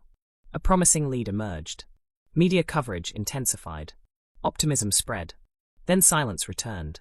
The emotional toll was immense. Imagine living through decades of uncertainty while repeatedly hearing that answers might finally be coming. Imagine the disappointment each time those answers failed to arrive. That disappointment became part of life for many Highway of Tears families. By the early 2000s, one conclusion had become unavoidable. Traditional investigations alone were not enough. The scale of the mystery demanded something larger, something more coordinated, something capable of examining multiple cases simultaneously rather than individually. The existing approach had produced fragments.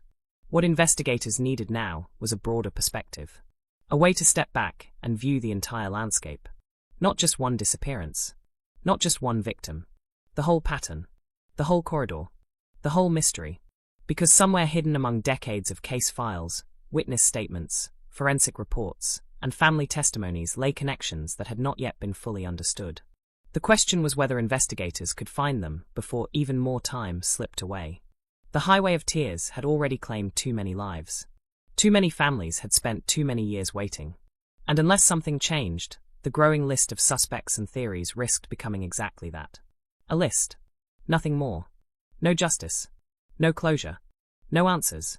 Just names fading into old files while the truth remained hidden somewhere beyond the next bend in the highway. For years, the Highway of Tears felt like a puzzle missing most of its pieces. Investigators had names. They had photographs. They had grieving families. They had thousands of pages of reports. What they did not have were answers. The disappearances stretched across decades. Witnesses came and went. Evidence degraded. Leads collapsed. Entire investigations seemed trapped in an endless cycle of hope and disappointment. By the early 2000s, many families had begun to fear the worst. Perhaps the truth would never be known. Perhaps the women whose faces stared from missing person posters would become permanent mysteries. Perhaps the road itself would win. But history shows that even the coldest cases can shift unexpectedly. Sometimes a forgotten witness remembers something important. Sometimes new technology reveals evidence hidden for years. Sometimes investigators finally step back and recognize patterns that were invisible before. And on the Highway of Tears, a turning point was beginning to emerge. Not a dramatic breakthrough involving a single fingerprint. Not a surprise confession. Not a detective suddenly identifying one killer. The breakthrough would be larger than that. It would be a recognition that the problem itself had been underestimated. For years, many cases had been investigated separately. One missing woman. One murder. One file. One detective. One community. But families had long argued that the disappearances were connected by something deeper. Whether one killer existed or not, the victims shared common circumstances. The same road. The same vulnerabilities. The same failures. The same unanswered questions. Eventually authorities were forced to acknowledge that individual investigations were not enough. A broader approach was needed. A coordinated effort. A task force capable of looking at the entire corridor rather than isolated incidents. That realization led to one of the most significant developments in the history of the Highway of Tears. In 2005, the Royal Canadian Mounted Police launched Project EPANA. For many families, the announcement represented the first genuine sign that authorities were beginning to understand the scale of the crisis. The name itself carried symbolism. The project would not focus on a single victim. It would focus on a pattern. Investigators selected a group of cases believed to share important similarities. Women and girls who had disappeared or been found murdered near Highway 16 and surrounding regions. The goal was simple in theory. Review everything. Re-examine evidence. Compare timelines. Search for connections. Identify suspects. Find answers. In practice, it would become one of the largest and most challenging investigations in Canadian history. Dozens of investigators were assigned. Case files were reopened. Witness statements were reviewed. Old evidence was reanalyzed using modern forensic techniques. Boxes of documents that had sat untouched for years suddenly became important again. Detectives spent countless hours reconstructing events that had occurred decades earlier. The process was exhausting. Some witnesses had died. Others had moved away. Many memories had faded. Yet investigators pushed forward.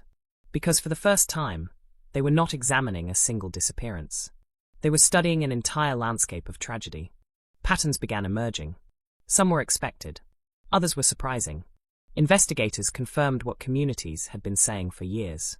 Many victims shared common risk factors. Limited transportation. Remote locations. Isolation. Reliance on hitchhiking. Economic hardship. These factors created opportunities that predators could exploit.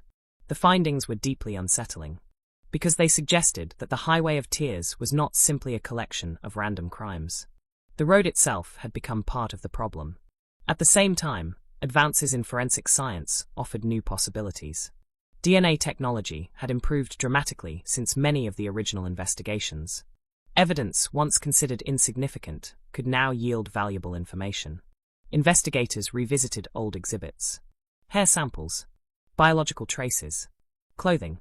Recovered items. Anything that might provide a breakthrough. For families, every announcement generated cautious optimism.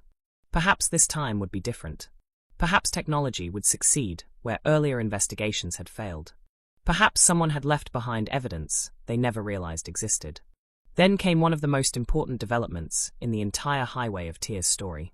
Investigators identified a connection between one victim and an American serial killer named Bobby Jack Fowler. Fowler was not an unknown figure. He had a documented history of violence against women. His criminal record painted the picture of a dangerous predator. After his death, DNA evidence linked him to the murder of one Highway of Tears victim. The revelation sent shockwaves through investigators and families alike. For years, people had speculated that a serial killer might be operating along the corridor. Now there was proof that at least one known serial murderer had indeed crossed paths with the mystery. The significance of the discovery cannot be overstated. For the first time, investigators possessed something concrete. Not a rumor, not a theory. Evidence. Actual evidence linking a dangerous offender to one of the crimes. Yet the breakthrough created a new problem. It answered one question while leaving dozens unresolved. Could Fowler be responsible for multiple victims? Possibly. Could he explain every disappearance? Almost certainly not. The timeline was too broad. The victim profiles were too varied. The circumstances were too different. The road remained larger than any single suspect. Nevertheless, the Fowler connection changed the investigation. It proved that some of the fears communities had carried for years were justified. Predators had indeed been operating in the region. The danger was real. The threat was not imaginary. And if one serial killer had used the corridor, investigators had to consider the possibility that others had done the same. Meanwhile, another breakthrough was occurring outside traditional police work. Families were becoming impossible to ignore. For decades, many relatives had fought for recognition. They organized gatherings, held vigils, created awareness campaigns, spoke to journalists, demanded accountability, refused to allow their daughters and sisters to be forgotten. Slowly, their voices began reaching a national audience. The Highway of Tears transformed from a regional issue into a national conversation. Canadians who had never visited northern British Columbia suddenly learned about the disappearances. Documentaries were produced. Books were written. Political leaders faced increasing pressure. Public awareness expanded dramatically. In some ways, this may have been the most important breakthrough of all. Because before a problem can be solved, it must first be acknowledged. For years, many families believed their loved ones had been overlooked. Now the country was paying attention. The discussion also expanded beyond criminal investigations. Experts began examining the social conditions surrounding the disappearances. Why were so many women forced to hitchhike? Why was transportation infrastructure inadequate? Why were Indigenous women disproportionately represented among victims? Why had some families struggled to receive attention when reporting disappearances? These questions shifted the conversation. The Highway of Tears was no longer viewed solely as a mystery about offenders. It was also becoming a story about vulnerability. A story about systems. A story about communities asking why so many warning signs had gone unaddressed. The more people examined the issue, the more complex it became. Yet complexity did not erase progress. For the first time in decades, momentum existed. Investigators were sharing information. Families were being heard. Technology was advancing. The public was engaged. The silence surrounding the highway had been broken. Of course, not every breakthrough leads directly to justice. That is one of the hardest lessons in true crime. Sometimes new evidence creates more questions. Sometimes major investigations produce only partial answers. Sometimes the truth remains frustratingly incomplete. The Highway of Tears would prove no exception. Despite years of work, many cases remained unsolved. Many families continued waiting. Many questions persisted. But something fundamental had changed. The disappearances were no longer isolated stories buried in forgotten files. They had become part of a larger search for truth. A search involving investigators, journalists, advocates, Indigenous communities, and families united by a common goal. Find out what happened. No matter how long it takes. No matter how difficult the journey becomes. As investigators moved forward, another challenge awaited them. Evidence and awareness alone could not deliver justice. Eventually, someone would have to stand accused. Someone would have to face a courtroom. Someone would have to answer for at least part of the suffering that had haunted Highway 16 for generations. Whether those answers would be enough remained uncertain. Because the tragedy of the Highway of Tears had already grown far beyond the boundaries of any single case. It had become a wound carried by entire communities. A wound that would not heal easily. A wound still demanding justice. And in the years ahead, that demand would echo from courtrooms to government inquiries, from family gatherings to national headlines, forcing Canada to confront not only the crimes themselves, but everything that had allowed them to happen. Most true crime stories eventually arrive at a courtroom. After months or years of investigation, prosecutors stand before a judge. Evidence is presented. Witnesses testify. A jury deliberates. A verdict is announced. The ending may be tragic. The ending may be imperfect. But there is usually an ending. The Highway of Tears refused to follow that pattern. That is what makes the story so painful. When people think of justice, they often imagine certainty. A guilty verdict. A prison sentence. A name attached to a crime. Families finally receiving answers. But for much of the Highway of Tears, certainty never arrived. Instead, justice came in fragments. Partial victories. Incomplete answers. Moments of accountability surrounded by vast areas of unresolved grief. For decades, families waited for the courtroom scenes they had imagined countless times. They pictured prosecutors explaining what happened. They imagined hearing a killer's name. They imagined finally understanding the final moments of their daughters, sisters, and mothers. Instead, many sat through years of silence. Years became decades. Investigations continued. Evidence was reviewed. Task forces expanded. Yet the seats reserved for defendants often remained empty. The absence itself became part of the tragedy. Still, there were moments when justice appeared within reach. One of the most significant developments involved the identification of Bobby Jack Fowler. For years, investigators suspected that violent offenders may have traveled through northern British Columbia, exploiting the isolation of Highway 16.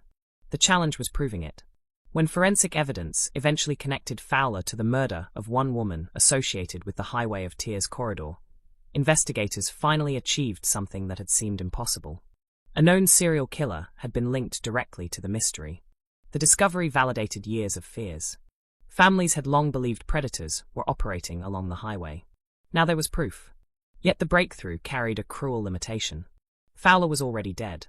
There would be no arrest, no extradition, no dramatic courtroom-confrontation, no opportunity for prosecutors to question him, no chance for families to look into his eyes and hear explanations. Justice, in the traditional sense, was impossible. The evidence established responsibility for one crime, but it could not create accountability. That distinction mattered deeply to families. Knowing who committed a crime is important. Watching that person answer for it is something else entirely. The opportunity had been lost forever. And even more frustratingly, the Fowler connection did not solve the larger mystery. The Highway of Tears remained filled with unanswered cases. Dozens of families were still waiting. Dozens of names still appeared on memorials and missing person posters. The road continued carrying secrets. Then there was the case of Aila Saracoga. Unlike many Highway of Tears victims, Aila's murder eventually led to a conviction. Her death had shocked northern British Columbia. She was only 14 years old. The brutality of the crime horrified investigators and communities alike. As evidence accumulated, authorities arrested a suspect named Cody Leijbokoff. What followed represented something families along Highway 16 rarely experienced. A criminal trial. A public examination of evidence. A legal process moving toward resolution. Courtrooms possess a strange atmosphere. The rooms are quiet, orderly, controlled. Yet beneath that calm surface exist extraordinary emotions. Grief, anger, fear, hope. In homicide trials, every piece of evidence carries enormous weight. Photographs become memories. Documents become voices. Witness testimony becomes a bridge connecting the living and the dead. For Aila's family, the trial represented a painful opportunity. Painful because it required revisiting the worst experience of their lives. An opportunity because it offered the possibility of justice. Prosecutors presented evidence. Investigators explained findings. Witnesses described events. The defense challenged conclusions. The legal system moved forward one step at a time. Unlike so many other Highway of Tears cases, this story would not end with uncertainty. The jury found Leijbokoff guilty. He received a life sentence. For many observers, the conviction carried significance beyond a single case. It demonstrated that predators operating in northern British Columbia could be identified. They could be prosecuted. They could be held accountable. Justice was possible. But even that victory contained limitations. Leijbokoff was convicted for crimes linked to specific victims. He was not the answer to the entire Highway of Tears mystery. No single offender ever was. Every conviction seemed to illuminate one corner of the darkness, while leaving the rest untouched. Families recognized this reality immediately.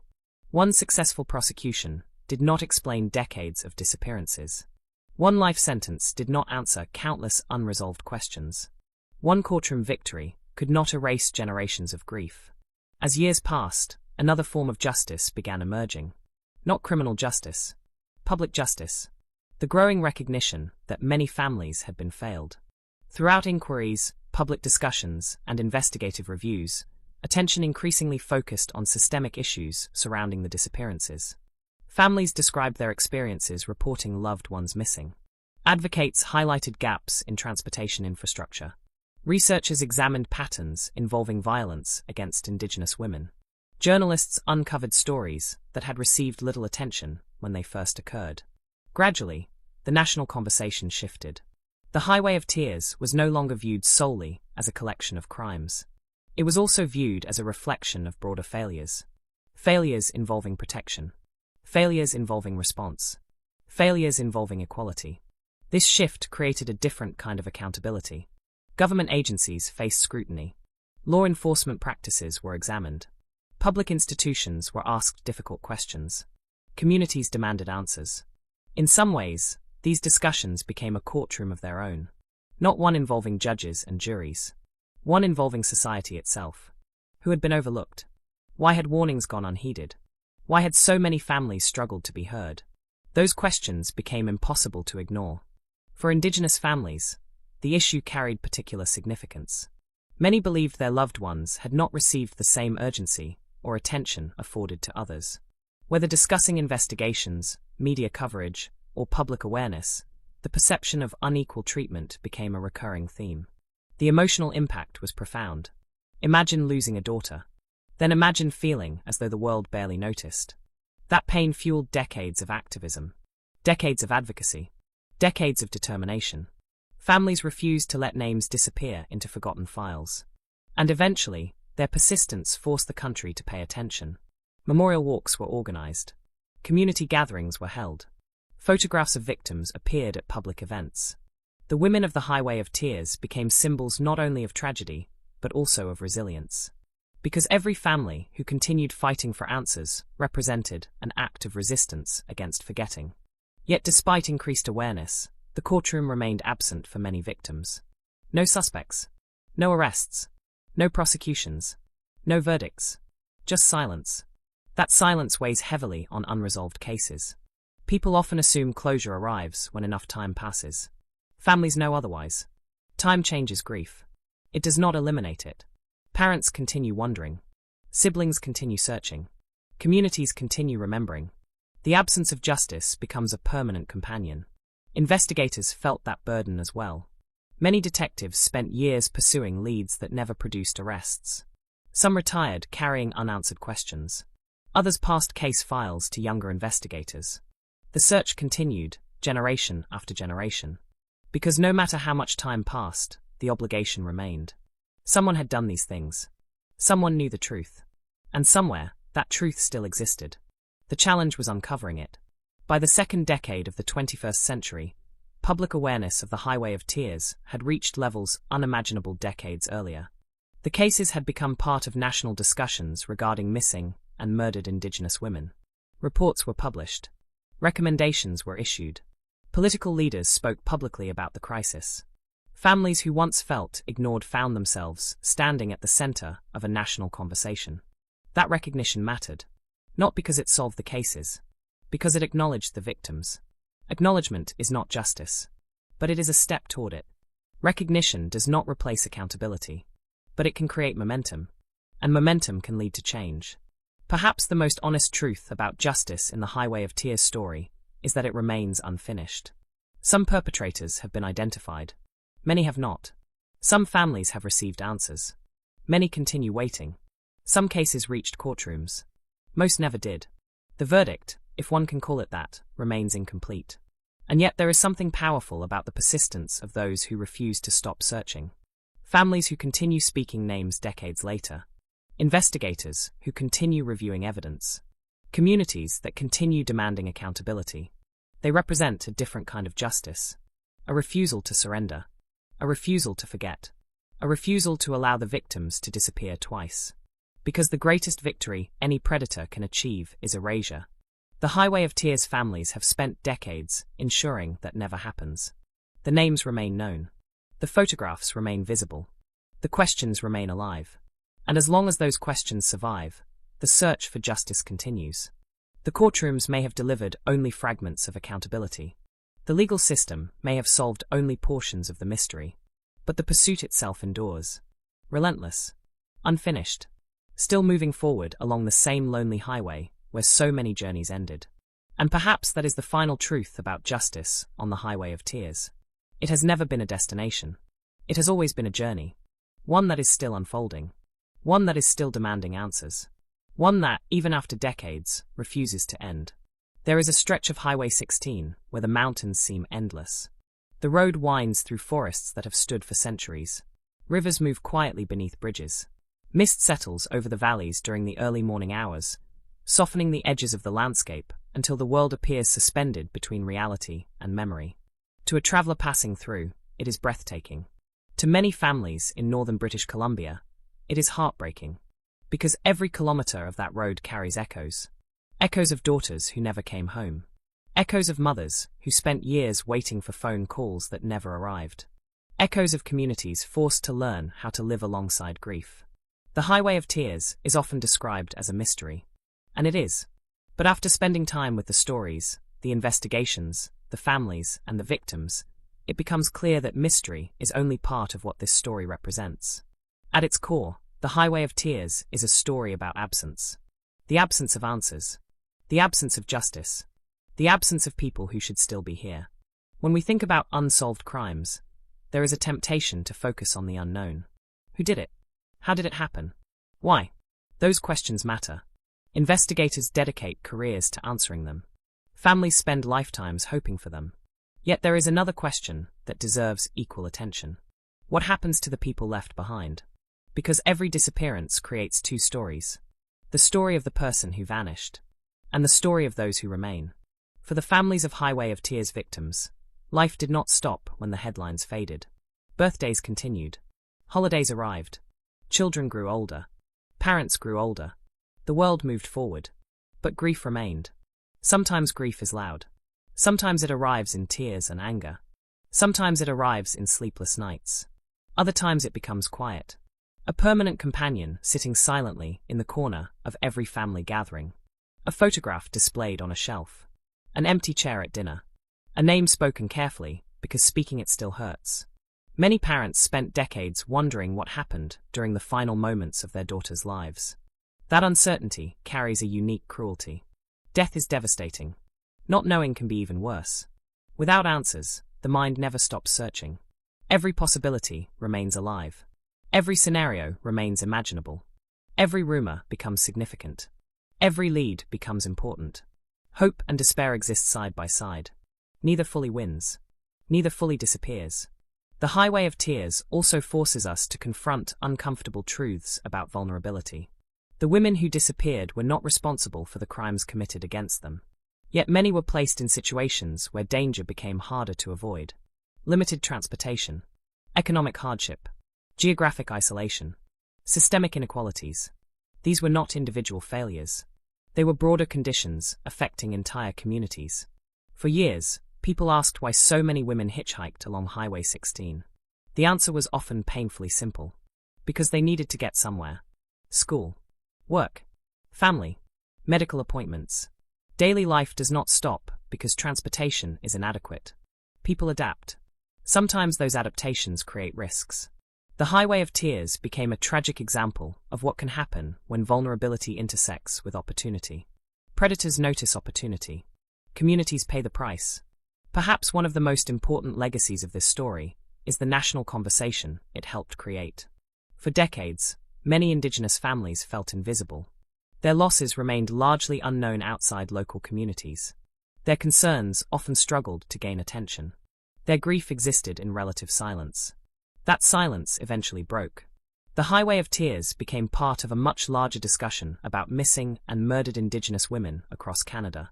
Families who had spent years feeling unheard suddenly found audiences willing to listen. Their stories entered newspapers, documentaries, government reports, national debates. Recognition arrived late. But it arrived. And with recognition came responsibility. Because awareness alone changes nothing. Awareness must lead to action. Communities throughout northern British Columbia understood this better than anyone. Many began organizing transportation initiatives. Advocacy groups pushed for safer travel options. Families continued educating younger generations about the risks associated with the highway. Local leaders demanded reforms. People refused to accept that disappearances should simply be treated as an unavoidable part of life. That refusal matters. It matters because the Highway of Tears is not merely a story about what happened. It is also a story about what people chose to do afterward. Some chose to search. Some chose to speak. Some chose to advocate. Some chose to remember. Together, those choices transformed private grief into collective action. The families deserve enormous credit for that transformation. It would have been understandable for many to withdraw from public life, to carry their pain quietly, to stop fighting. Instead, countless relatives did the opposite. They attended meetings, spoke to reporters, worked with investigators, participated in memorial marches, shared photographs, shared memories, shared heartbreak, again and again, not because it was easy, because they believed their loved ones deserved to be remembered, and because they hoped future tragedies might be prevented. There is another lesson hidden within the Highway of Tears story. A lesson about memory. Time has a strange effect on public attention. News cycles move quickly. One tragedy replaces another. People forget. But memory can also be an act of resistance. Every photograph displayed at a memorial is an act of resistance. Every name spoken aloud is an act of resistance. Every family member refusing to let a victim be reduced to a statistic is an act of resistance. The women of the Highway of Tears were never statistics. They were individuals. Ramona Wilson, Nicole Hoare, Alberta Williams, Gloria Moody, Ayala Sarikoga, Roxanne Thiara, and many others. Each carried dreams. Each carried hopes. Each carried a future that was never fully realized. Remembering that humanity is essential. Because true crime sometimes risks focusing too heavily on perpetrators. The Highway of Tears reminds us that victims deserve the center of the story. Not the people who harmed them. The people who were taken from those who loved them. Even today, many questions remain unanswered. Some cases remain open. Some suspects were never identified. Some evidence may never be found. The possibility exists that portions of the mystery will remain unsolved forever.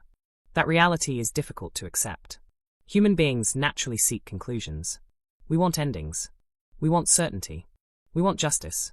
The Highway of Tears offers only fragments. Partial answers. Incomplete resolutions. Lingering uncertainty. Yet perhaps there is something important about acknowledging uncertainty honestly. Not every mystery receives a perfect ending. Not every family receives closure. Not every crime is solved. Recognizing that truth does not mean surrendering hope. It means understanding the reality faced by those still waiting. And many families are still waiting. Still hoping. Still searching. Still believing that somewhere, somehow, another piece of the puzzle may emerge. A witness may come forward. Evidence may be re-examined. Technology may reveal something previously hidden. The search continues because the alternative is giving up. And giving up is something Highway of Tears families have refused to do. As we reach the end of this story, it is worth returning to the road itself. The highway remains. Vehicles continue traveling between Prince George and Prince Rupert. Tourists admire the scenery. Truck drivers move goods across the province. Families visit relatives. Life continues. Yet for those who know the history, the road feels different. Not cursed. Not haunted in a supernatural sense. Haunted by memory. Haunted by questions. Haunted by the knowledge that beneath the beauty of the landscape lies a history of loss. The forests still stand where search teams once walked. The mountains still overlook places where victims were last seen. The rivers still flow past communities forever changed by grief. Nature remembers nothing. People remember everything. And perhaps that is the final message of the Highway of Tears. Evil does not always announce itself dramatically. Sometimes it thrives in neglect. In isolation. In vulnerability. In the spaces where people stop paying attention. The families of the Highway of Tears spent decades forcing the world to pay attention. Their persistence transformed forgotten cases into a national reckoning. Their courage ensured that names would not disappear. Their determination kept the search alive. Long after investigators changed. Long after headlines faded.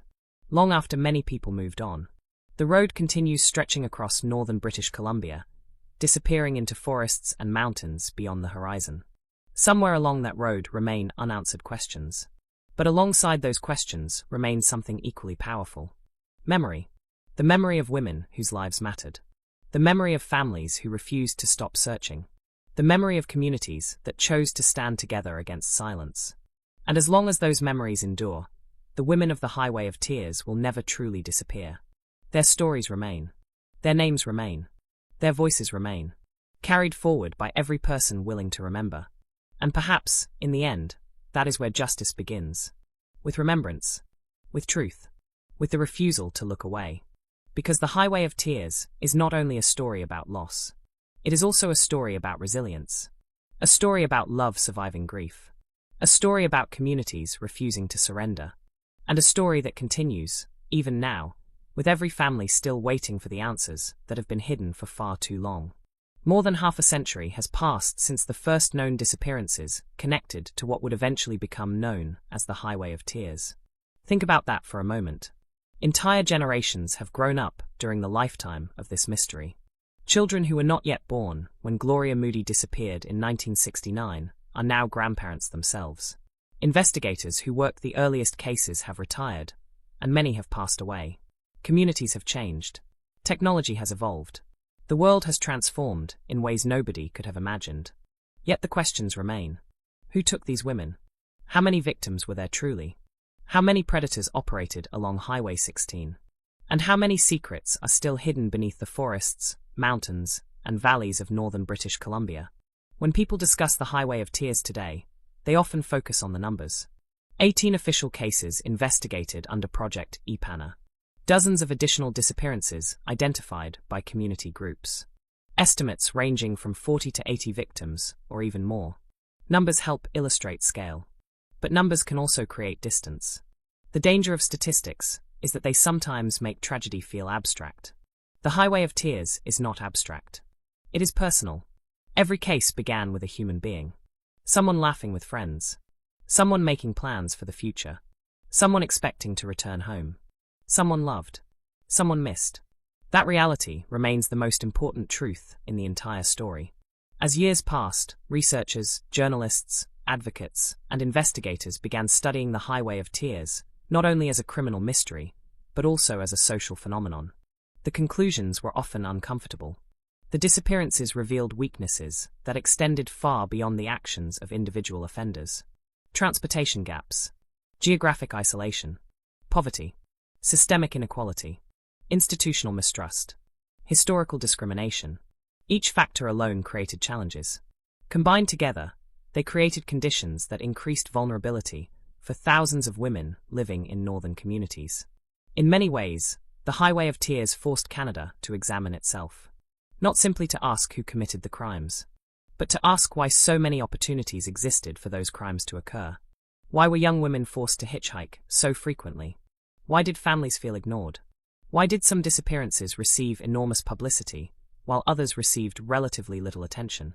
Why did concerns raised by communities persist for decades before receiving broader recognition? These questions transformed the conversation. The Highway of Tears was no longer only about the past. It became a warning about the future. A warning that unresolved social problems can create environments where violence flourishes. The years following the creation of Project EPANA produced mixed results. Investigators devoted enormous resources to reviewing evidence. Advances in forensic science generated new leads. DNA technology continued improving. Analytical techniques became more sophisticated. Information sharing improved. Some cases moved closer to resolution. Others remained stubbornly resistant. The reality of cold case investigations is that time works against everyone. Evidence deteriorates. Witnesses die. Memories fade. Potential suspects disappear. Every year creates new obstacles. And yet, paradoxically, time can also create opportunities. A witness who remained silent may eventually decide to speak. A family member may reveal information previously hidden. A new forensic technique may uncover evidence impossible to detect decades earlier. This tension between loss and possibility defines many cold cases. The Highway of Tears exists within that tension even today. One of the most significant developments in recent years has been the continued recognition of the broader crisis involving missing and murdered Indigenous women and girls across Canada. For many families, this acknowledgement represented something long overdue. Not because it solved individual cases, because it validated experiences that had often been dismissed. Families who spent years insisting there was a pattern were finally being heard. Communities that had raised concerns for decades were finally being taken seriously. The emotional significance of that shift cannot be overstated. Recognition matters. Being heard matters. Being believed matters. Especially when those things have been absent for so long. Yet acknowledgement alone cannot replace answers. Many families continue living with uncertainty. Some still wait for a phone call that may never come. Some still attend memorials every year. Some still keep photographs displayed prominently in their homes. The passage of time has not diminished the importance of those missing women. If anything, it has intensified the determination of those who loved them. Perhaps one of the most remarkable aspects of the Highway of Tears story is the persistence of memory. Human beings forget many things. News stories fade. Public attention shifts. Events that once dominated headlines eventually disappear from conversation. The families refused to allow that to happen. Again and again, they brought attention back to the victims. Again and again, they reminded the public that unresolved cases remained unresolved. Again and again, they insisted that every missing woman deserved dignity, respect, and answers. That persistence became one of the most powerful forces in the entire story. Not law enforcement. Not politicians. Not media organizations. Families. Families who refused to stop caring. Families who refused to stop searching. Families who refused to stop speaking. Their determination changed the national conversation. Their determination helped transform isolated tragedies into a movement demanding accountability. Their determination ensured that the women of the Highway of Tears would not be forgotten. The road itself remains unchanged in many respects. The forests are still vast. The mountains are still imposing. The distances between communities remain significant. Travelers still move along Highway 16 every day. Most reach their destinations safely. Most never experience the dangers that haunted previous generations. Yet the history remains present. Not visible in a dramatic way. Not marked by crime scene tape or flashing lights. Present in memory. Present in stories. Present in the quiet understanding shared by those who know what happened there. Some people describe the Highway of Tears as one of Canada's greatest criminal mysteries. That description is accurate. But it is also incomplete. Because mysteries focus on questions. The Highway of Tears is equally about consequences. The consequences of violence. The consequences of neglect. The consequences of silence. And the consequences of refusing to listen when vulnerable communities ask for help. Future investigators may solve additional cases. Future technology may reveal evidence currently hidden. Future witnesses may come forward. Some answers may still be waiting. History has repeatedly demonstrated that even decades-old mysteries can eventually yield their secrets. No one can predict what discoveries lie ahead. No one can know whether every question will ever be answered. But hope remains. Hope remains because families continue searching. Hope remains because investigators continue working. Hope remains because the victims continue being remembered. And memory has power. The power to inspire action. The power to demand accountability. The power to ensure that those who disappeared are never reduced to mere statistics. As this story reaches its conclusion, one image remains particularly striking. A long highway stretching toward the horizon. Forest on either side. Mountains in the distance. A road connecting communities across northern British Columbia. For most people, it is simply a route. For others, it is a symbol. A symbol of loss. A symbol of resilience. A symbol of unanswered questions. And perhaps most importantly, a symbol of the ongoing responsibility to protect those who are vulnerable. Because the ultimate lesson of the Highway of Tears is not about fear. It is about attention. Pay attention to the missing. Pay attention to the forgotten.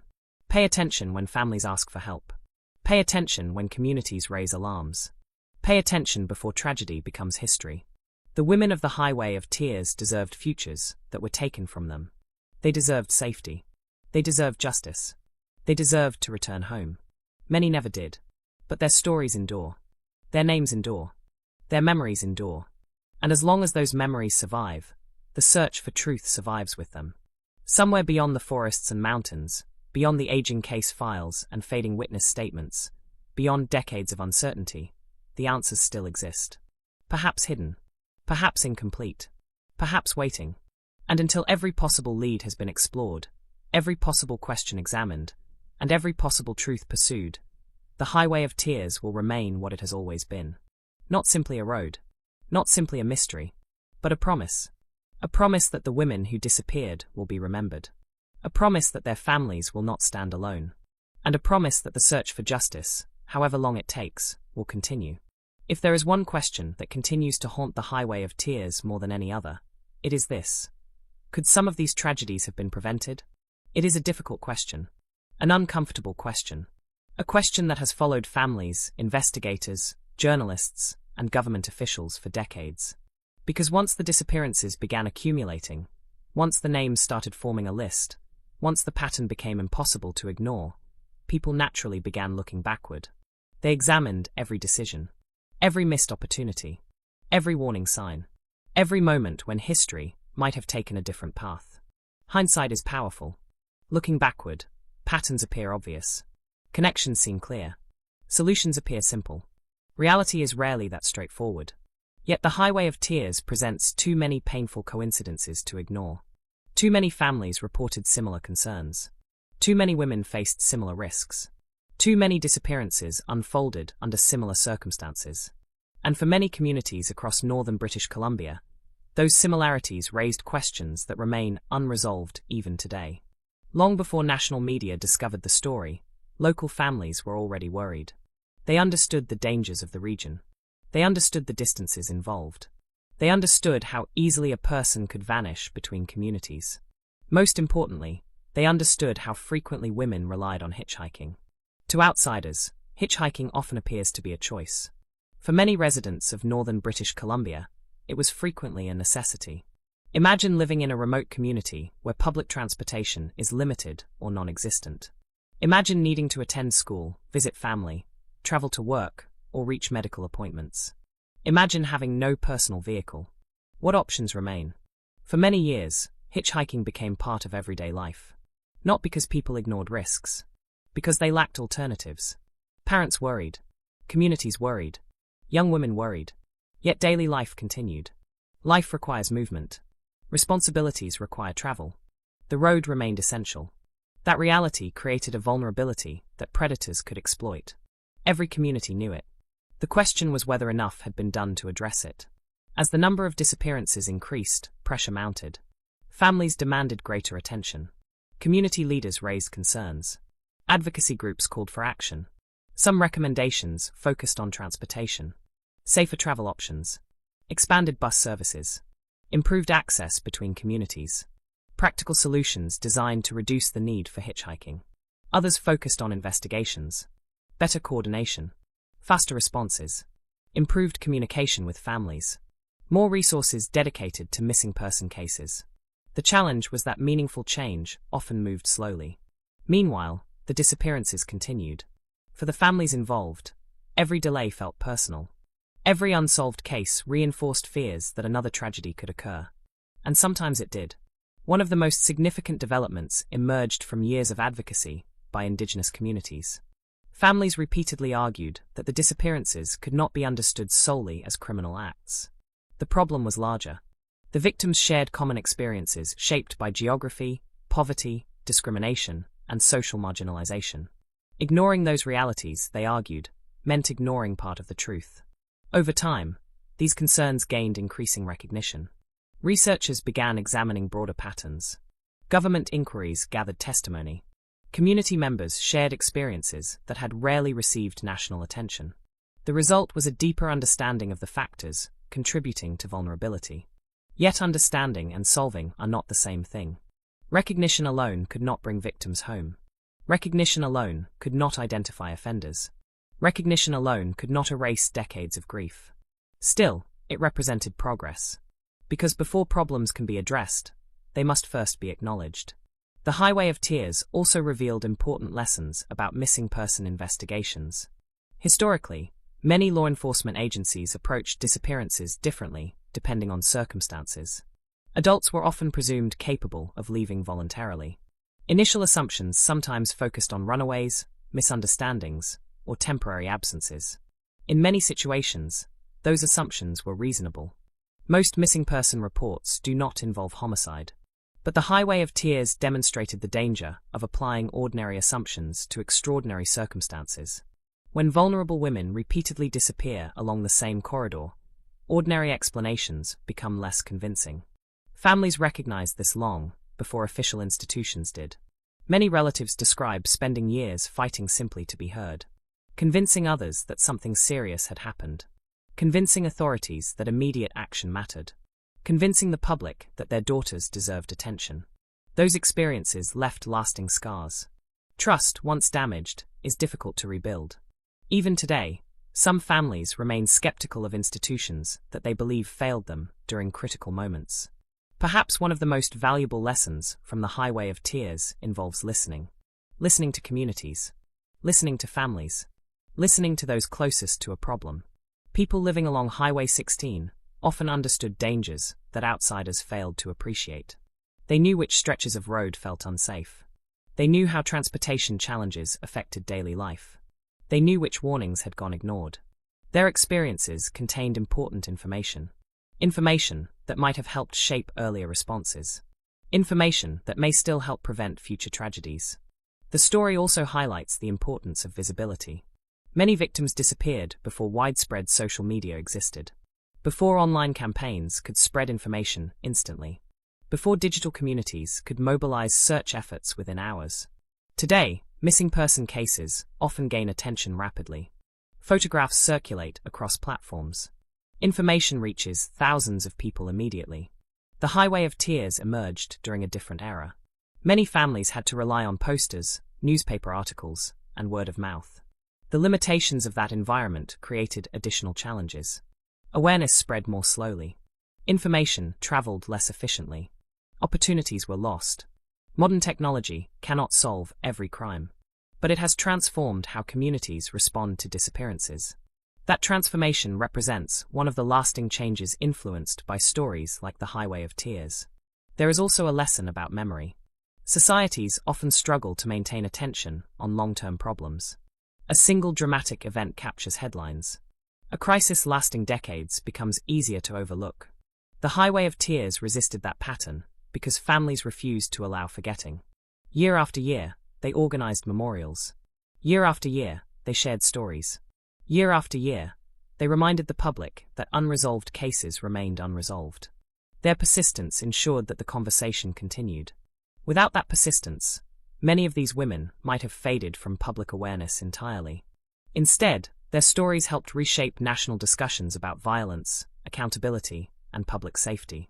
As investigators continue examining evidence and reviewing old cases, the possibility remains that additional answers may emerge. History offers numerous examples of cold cases solved decades after crimes occurred. A forgotten witness comes forward. A DNA profile produces a match. New technology reveals hidden evidence. What once seemed impossible suddenly becomes achievable. The families of Highway of Tears victims understand this reality better than anyone. Hope can survive for extraordinary lengths of time. Not because hope is easy, because abandoning it feels impossible. Every unanswered question leaves room for possibility. Every unsolved case leaves room for discovery. Every missing piece leaves room for truth. And truth matters. Even decades later. Perhaps especially decades later. Because the passage of time never reduces the value of a human life. A victim lost 50 years ago matters, just as much as a victim lost yesterday. Their families still deserve answers. Their communities still deserve answers. History itself deserves answers. The Highway of Tears remains one of Canada's most enduring mysteries. But it is also one of Canada's most important lessons. A lesson about vulnerability. A lesson about attention. A lesson about listening. A lesson about the consequences of allowing warning signs to accumulate without adequate response. Most importantly, it is a lesson about humanity. Behind every investigation stands a family. Behind every statistic stands a person. Behind every missing poster stands a life interrupted. The women of the Highway of Tears were daughters, sisters, mothers, friends, classmates, co-workers, and neighbors. Their stories extend far beyond the circumstances of their disappearances. And perhaps that is what should be remembered most. Not merely how they vanished, but how they lived. Because every victim deserved more than becoming part of a mystery. They deserved long futures. They deserved opportunities. They deserved safety. They deserved to reach their destinations. The fact that so many never did remains one of the deepest tragedies in modern Canadian history.